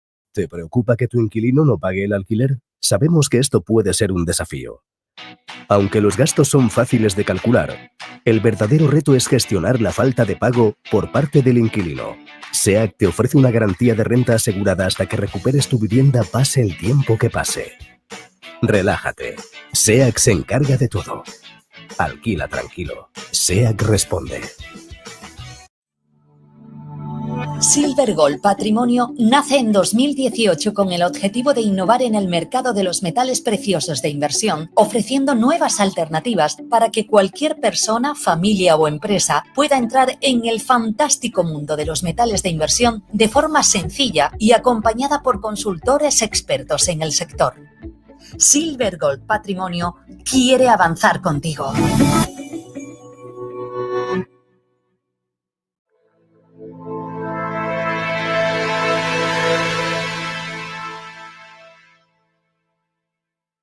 Los tipos de interés de los bancos centrales son una herramienta clave de política monetaria utilizada para influir en el coste del dinero. Cuando un banco central aumenta los tipos de interés, lo que hace es encarecer los préstamos, así se reduce el consumo y la inversión, se desacelera la economía con el objetivo de controlar la inflación. En cambio, cuando los tipos se reducen, el crédito es más barato, lo que impulsa la actividad económica y fomenta el consumo y la inversión. En la actualidad, los principales bancos centrales, como es el caso de la Reserva Federal, el Banco Central Europeo y el Banco de Inglaterra, han venido utilizando los tipos de interés para controlar la inflación, que ha sido elevada en muchos países debido a factores como el aumento de los precios de la energía y las interrupciones de la cadena de suministro. Vayamos más al detalle sobre los efectos que tiene sobre la economía cuando los tipos de interés suben. En primer lugar, se produce un encarecimiento del crédito.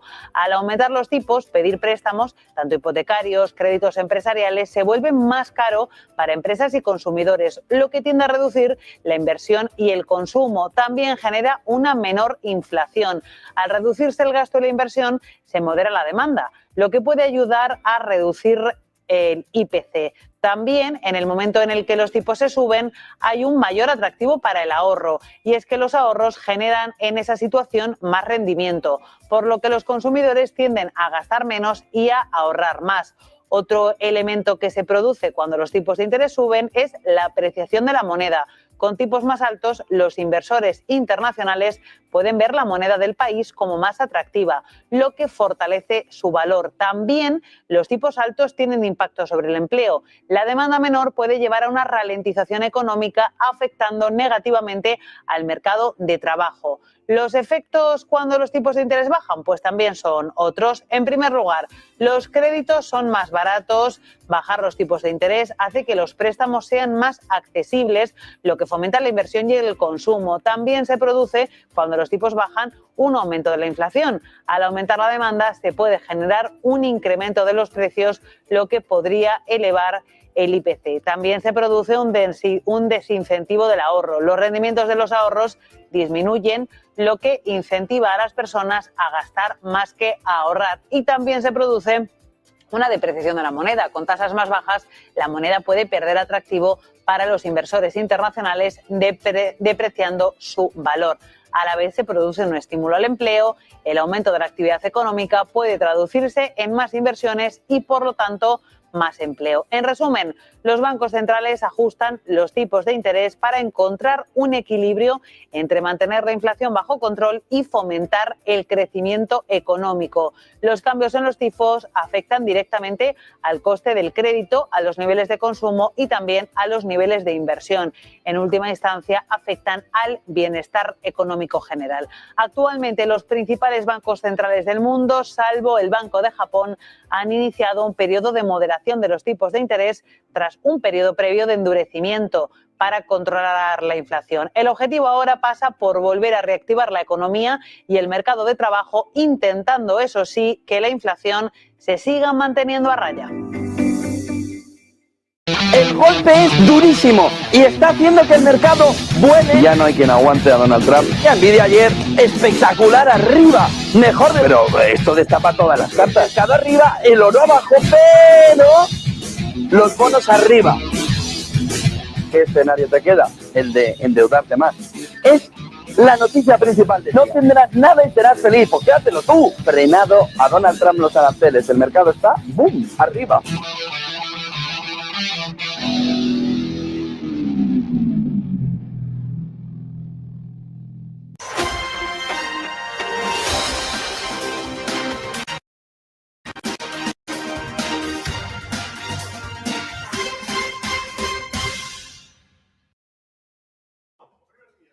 Buenas tardes y seguimos pendientes a ese acuerdo de paz entre Ucrania y Rusia del que hablaba Trump en ese directo que hemos visto desde aquí, desde Negocios Televisión en la Casa Blanca, con el presidente surcoreano, con Lee en Washington, D.C. Pues bien, las palabras que ha dicho Donald Trump es que sufrirán grandes consecuencias si Putin y Zelensky no se reúnen.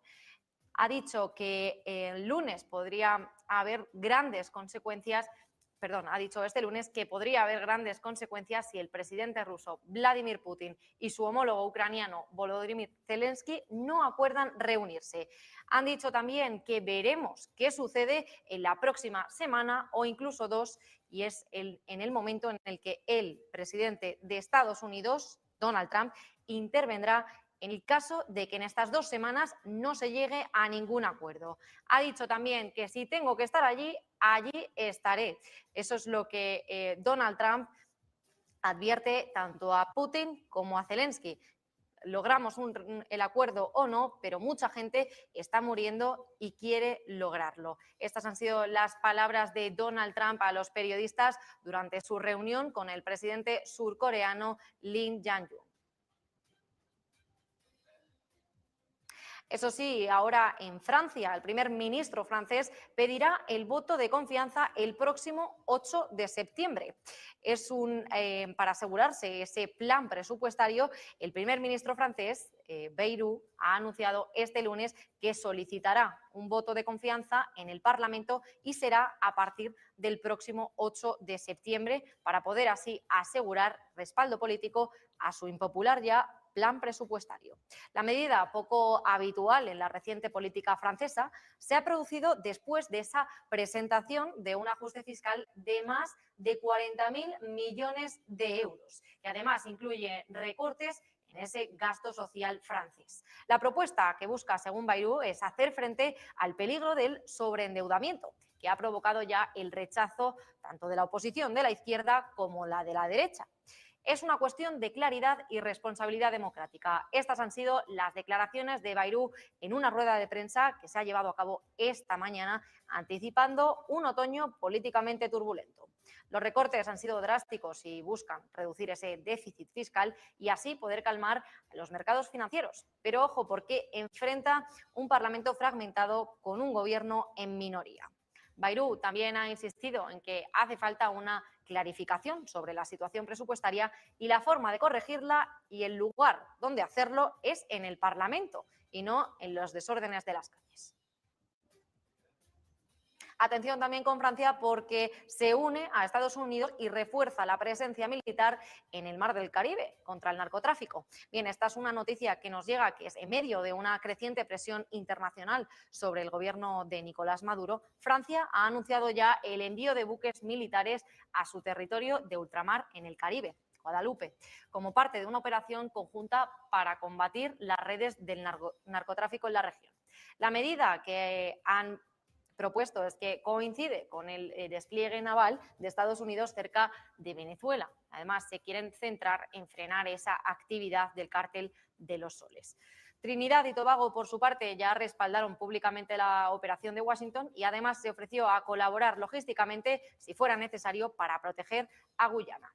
Mientras tanto, Caracas interpreta estos movimientos como una amenaza directa y ha respondido ordenando el despliegue de más de 4 millones de milicianos.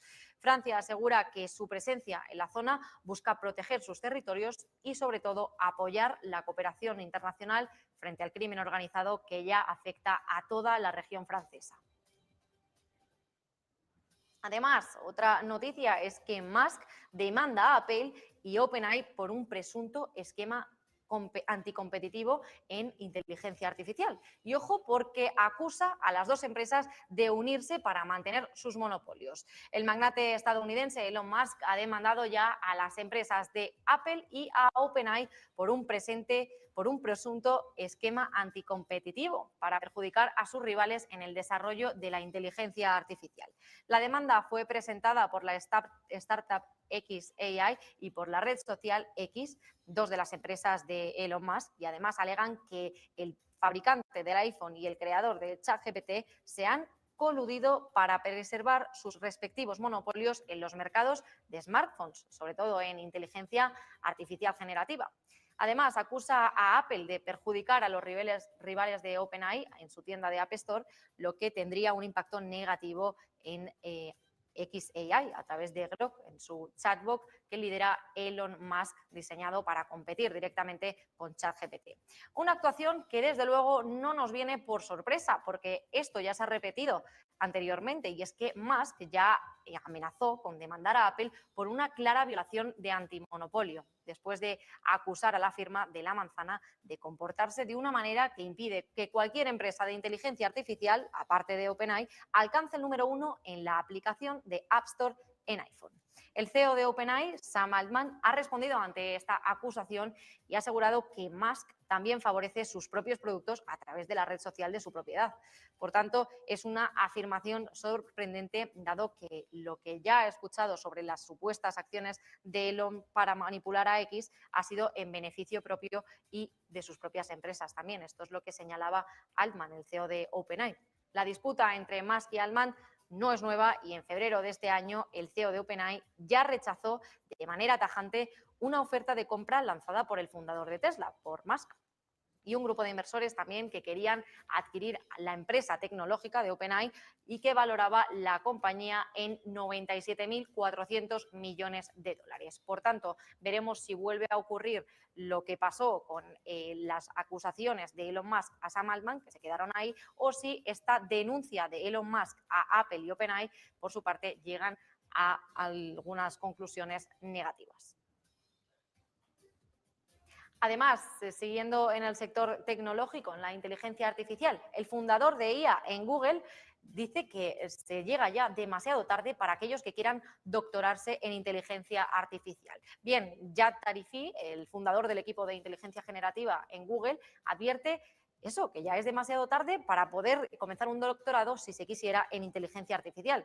Según ha explicado en una entrevista para Business Insider, ha dicho que el ritmo acelerado de los avances tecnológicos se han vuelto ya obsoletos a los modelos de formación largos como los doctorados, y que la inteligencia artificial habrá cambiado radicalmente o incluso desaparecido para cuando termines un doctorado. Tarifi, quien dejó Google para fundar su startup integrada en inteligencia artificial, considera que solo vale la pena seguir este camino en áreas muy específicas y aún en desarrollo, como la aplicación de inteligencia artificial, por ejemplo, en el sector de la biología. Además, enfatiza que un doctorado solo debe emprenderse si se tiene una auténtica pasión por la materia. Según su experiencia, se trata de una decisión que implica un gran sacrificio personal y profesional, con un compromiso de al menos 5 años en un entorno que cambia cada vez más rápido. Por tanto, recomienda que no se estudien esos doctorados en inteligencia artificial y que ya es demasiado tarde para comenzar uno.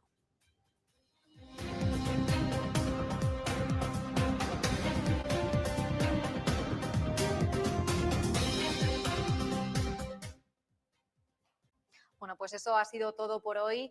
Nos despedimos y nos vemos mañana de nuevo con más noticias, con más últimas horas y con más información sobre economía y geopolítica. Un saludo, nos vemos.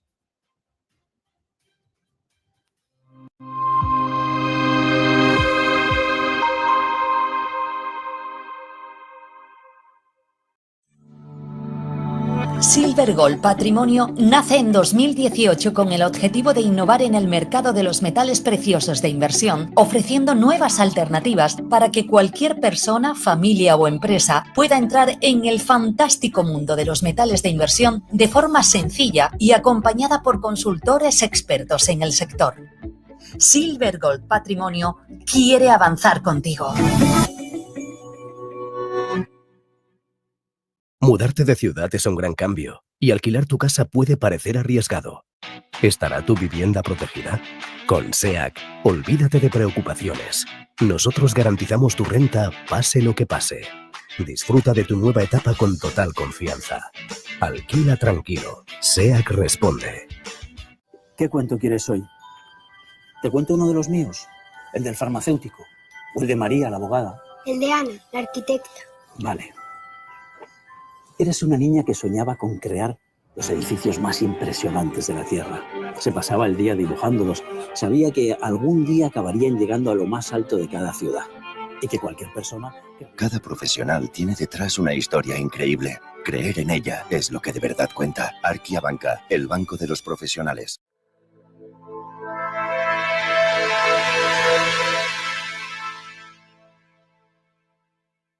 Donald Trump, que llega a la cumbre de La Haya para ser la peor pesadilla europea. No salimos de una y entramos en otra. Hay que redefinir el artículo 5. Vamos. ¿Cómo? Está pensando sobre todo Sánchez. Redefinir el artículo 5 con un pero. ¿Cuánto hay y cuánto paga cada uno de los países? Ha llegado Mr. Marshall, ha llegado el imperialista, ha llegado el rey de los europeos y Rutte se ha puesto de rodillas.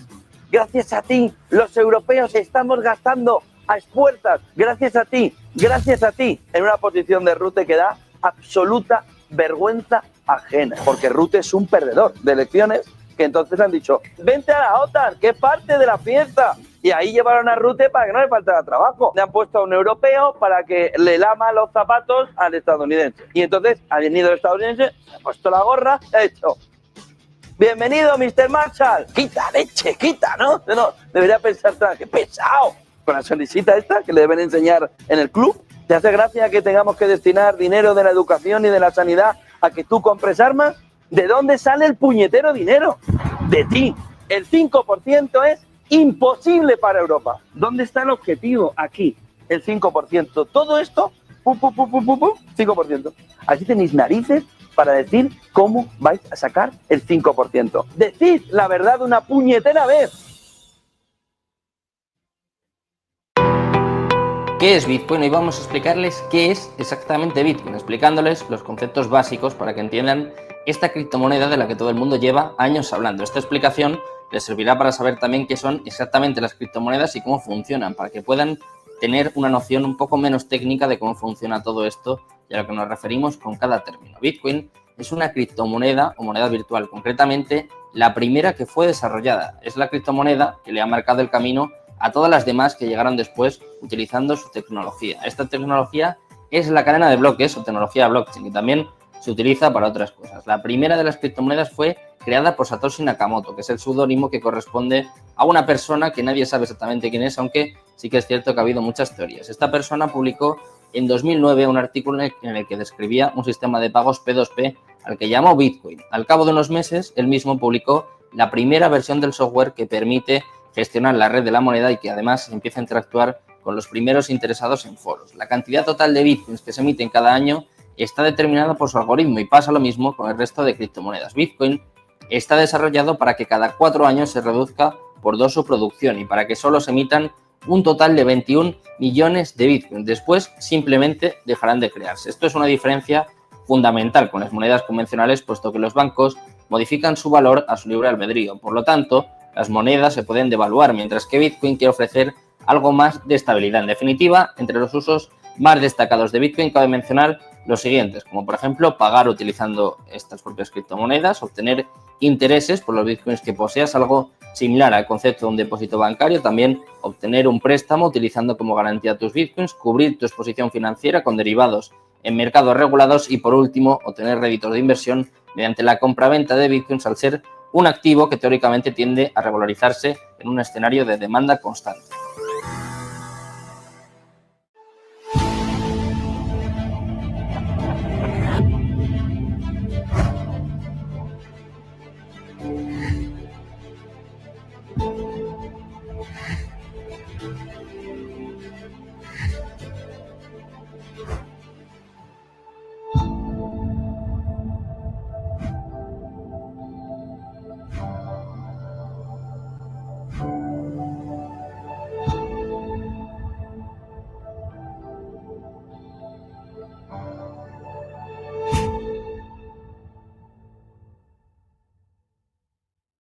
Los tipos de interés de los bancos centrales son una herramienta clave de política monetaria utilizada para influir en el coste del dinero. Cuando un banco central aumenta los tipos de interés, lo que hace es encarecer los préstamos, así se reduce el consumo y la inversión, se desacelera la economía con el objetivo de controlar la inflación. En cambio, cuando los tipos se reducen, el crédito es más barato, lo que impulsa la actividad económica y fomenta el consumo y la inversión. En la actualidad, los principales bancos centrales, como es el caso de la Reserva Federal, el Banco Central Europeo y el Banco de Inglaterra, han venido utilizando los tipos de interés para controlar la inflación, que ha sido elevada en muchos países debido a factores como el aumento de los precios de la energía y las interrupciones de la cadena de suministro. Vayamos más al detalle sobre los efectos que tiene sobre la economía cuando los tipos de interés suben. En primer lugar, se produce un encarecimiento del crédito. Al aumentar los tipos, pedir préstamos, tanto hipotecarios, créditos empresariales, se vuelve más caro para empresas y consumidores, lo que tiende a reducir la inversión y el consumo. También genera una menor inflación. Al reducirse el gasto y la inversión, se modera la demanda, lo que puede ayudar a reducir el IPC. También, en el momento en el que los tipos se suben, hay un mayor atractivo para el ahorro, y es que los ahorros generan en esa situación más rendimiento, por lo que los consumidores tienden a gastar menos y a ahorrar más. Otro elemento que se produce cuando los tipos de interés suben es la apreciación de la moneda. Con tipos más altos, los inversores internacionales pueden ver la moneda del país como más atractiva, lo que fortalece su valor. También los tipos altos tienen impacto sobre el empleo. La demanda menor puede llevar a una ralentización económica, afectando negativamente al mercado de trabajo. ¿Los efectos cuando los tipos de interés bajan? Pues también son otros. En primer lugar, los créditos son más baratos. Bajar los tipos de interés hace que los préstamos sean más accesibles, lo que fomenta la inversión y el consumo. También se produce, cuando los tipos bajan, un aumento de la inflación. Al aumentar la demanda, se puede generar un incremento de los precios, lo que podría elevar el IPC. También se produce un desincentivo del ahorro. Los rendimientos de los ahorros disminuyen, lo que incentiva a las personas a gastar más que a ahorrar. Y también se produce una depreciación de la moneda. Con tasas más bajas, la moneda puede perder atractivo para los inversores internacionales, depreciando su valor. A la vez se produce un estímulo al empleo, el aumento de la actividad económica puede traducirse en más inversiones y, por lo tanto, más empleo. En resumen, los bancos centrales ajustan los tipos de interés para encontrar un equilibrio entre mantener la inflación bajo control y fomentar el crecimiento económico. Los cambios en los tipos afectan directamente al coste del crédito, a los niveles de consumo y también a los niveles de inversión. En última instancia, afectan al bienestar económico general. Actualmente, los principales bancos centrales del mundo, salvo el Banco de Japón, han iniciado un periodo de moderación de los tipos de interés tras un periodo previo de endurecimiento para controlar la inflación. El objetivo ahora pasa por volver a reactivar la economía y el mercado de trabajo, intentando, eso sí, que la inflación se siga manteniendo a raya. ¿Sabes lo importante de tener la mejor información para la toma de decisiones? ¿Sabes? En esas reuniones privadas en las que se ve una información clave para poder luego tomar esa decisión. Es lo que queremos en el club al que te invitamos ya, en el club en el que Negocios Televisión lanza para que puedas tener toda la información, la mejor información y tomar las mejores decisiones. ¿Cómo crees que va a evolucionar el euro en un entorno en el que todo el mundo inversor piensa que camina hacia la paridad? ¿Cómo le va a afectar el fenómeno Trump? ¿Cómo le va a afectar al conjunto europeo? Inscríbete aquí abajo.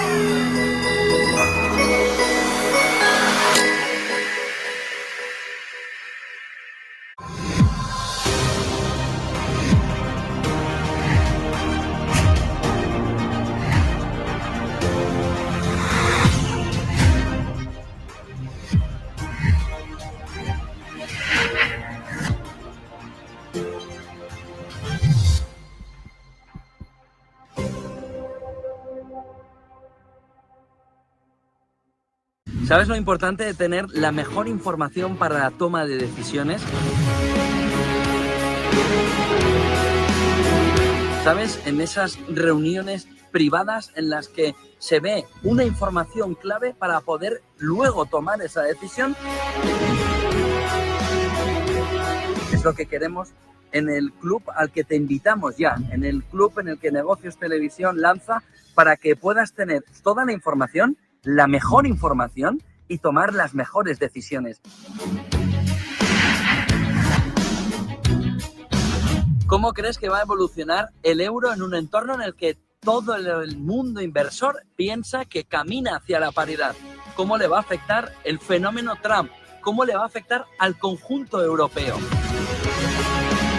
Inscríbete aquí abajo.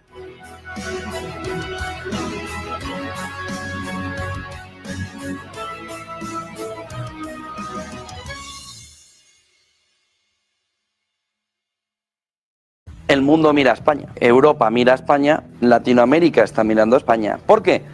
Porque está cayendo en una deriva donde la democracia no es el elemento fundamental a defender, sino los intereses particulares. El presidente del Gobierno de España va a plantear cuáles son las medidas para evitar la corrupción, después de 6 años de corrupción. Y lo que busca es intentar coartar la libertad de expresión.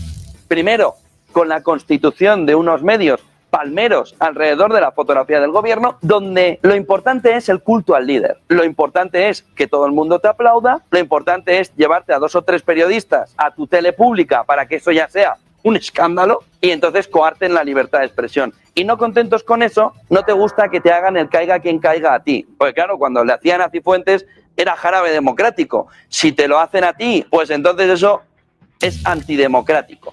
Pero lo que de verdad es antidemocrático es intentar frenar la libertad de expresión. Entonces todo el mundo está mirando a España, porque usted no está defendiendo a la democracia, está defendiendo al Estado, entendiendo el Estado como una extensión de su cuerpo.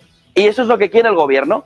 Quiere una especie de sálvame político, donde los periodistas que vayan al Congreso le pregunten si la chaqueta que llevaban el día anterior, o el nuevo peinado, o qué bien estuvo Taylor Swift en el concierto, etcétera, etcétera, en lugar de los escándalos de su propio partido. Quieren pan y circo para que el ciudadano a pie no se entere de lo que hacen. Lo que hay de fondo es socavar la democracia, socavar la libertad de expresión. Y si firmamos documentos contra los periodistas, primero serán unos, pero iremos todos detrás. Y luego no lloremos, no vayamos a la asociación, ay, es que ahora son los del PP y los de Vox los que me quieren silenciar. Bueno, es que firmabas para que silenciaran a otros. ¿Cuántos propagandistas hay en el Congreso de los Diputados? ¿Hay propagandistas de la derecha y de la ultraderecha? Pues sí.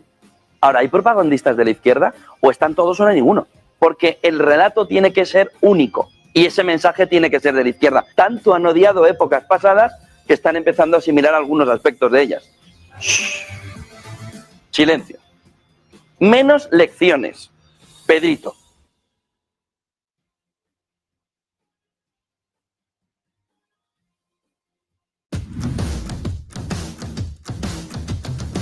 ¿Puede privatizarse la democracia? Quizá es esa la pregunta que nos tenemos que hacer todos.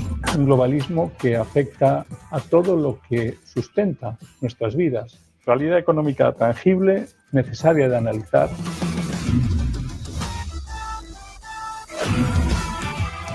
Esa necesidad de analizar el globalismo desde el punto de vista absolutamente económico, tangible y real.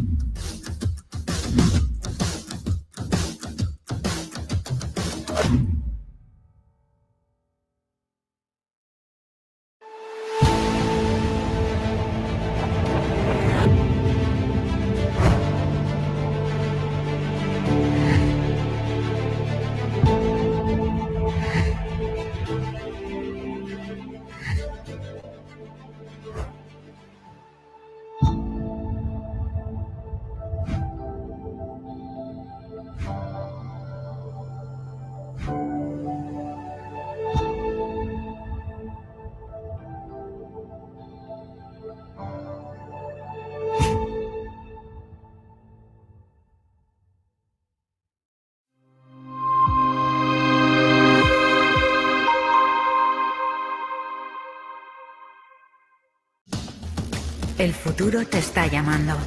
En menos de 15 minutos, Puedes estar operando con futuros sobre Nasdaq, SP, oro y mucho más con AvaTrade, un broker que habla tu idioma. Descubre las ventajas de AvaTrade y disfruta de hasta 100 operaciones sin comisiones. Registro rápido y sencillo, transacciones instantáneas, operaciones seguras. El futuro comienza ahora. AvaTrade.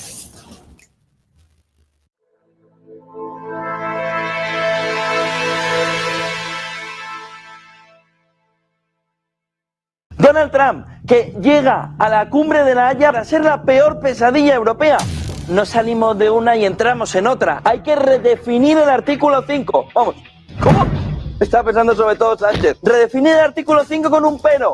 ¿Cuánto hay y cuánto paga cada uno de los países?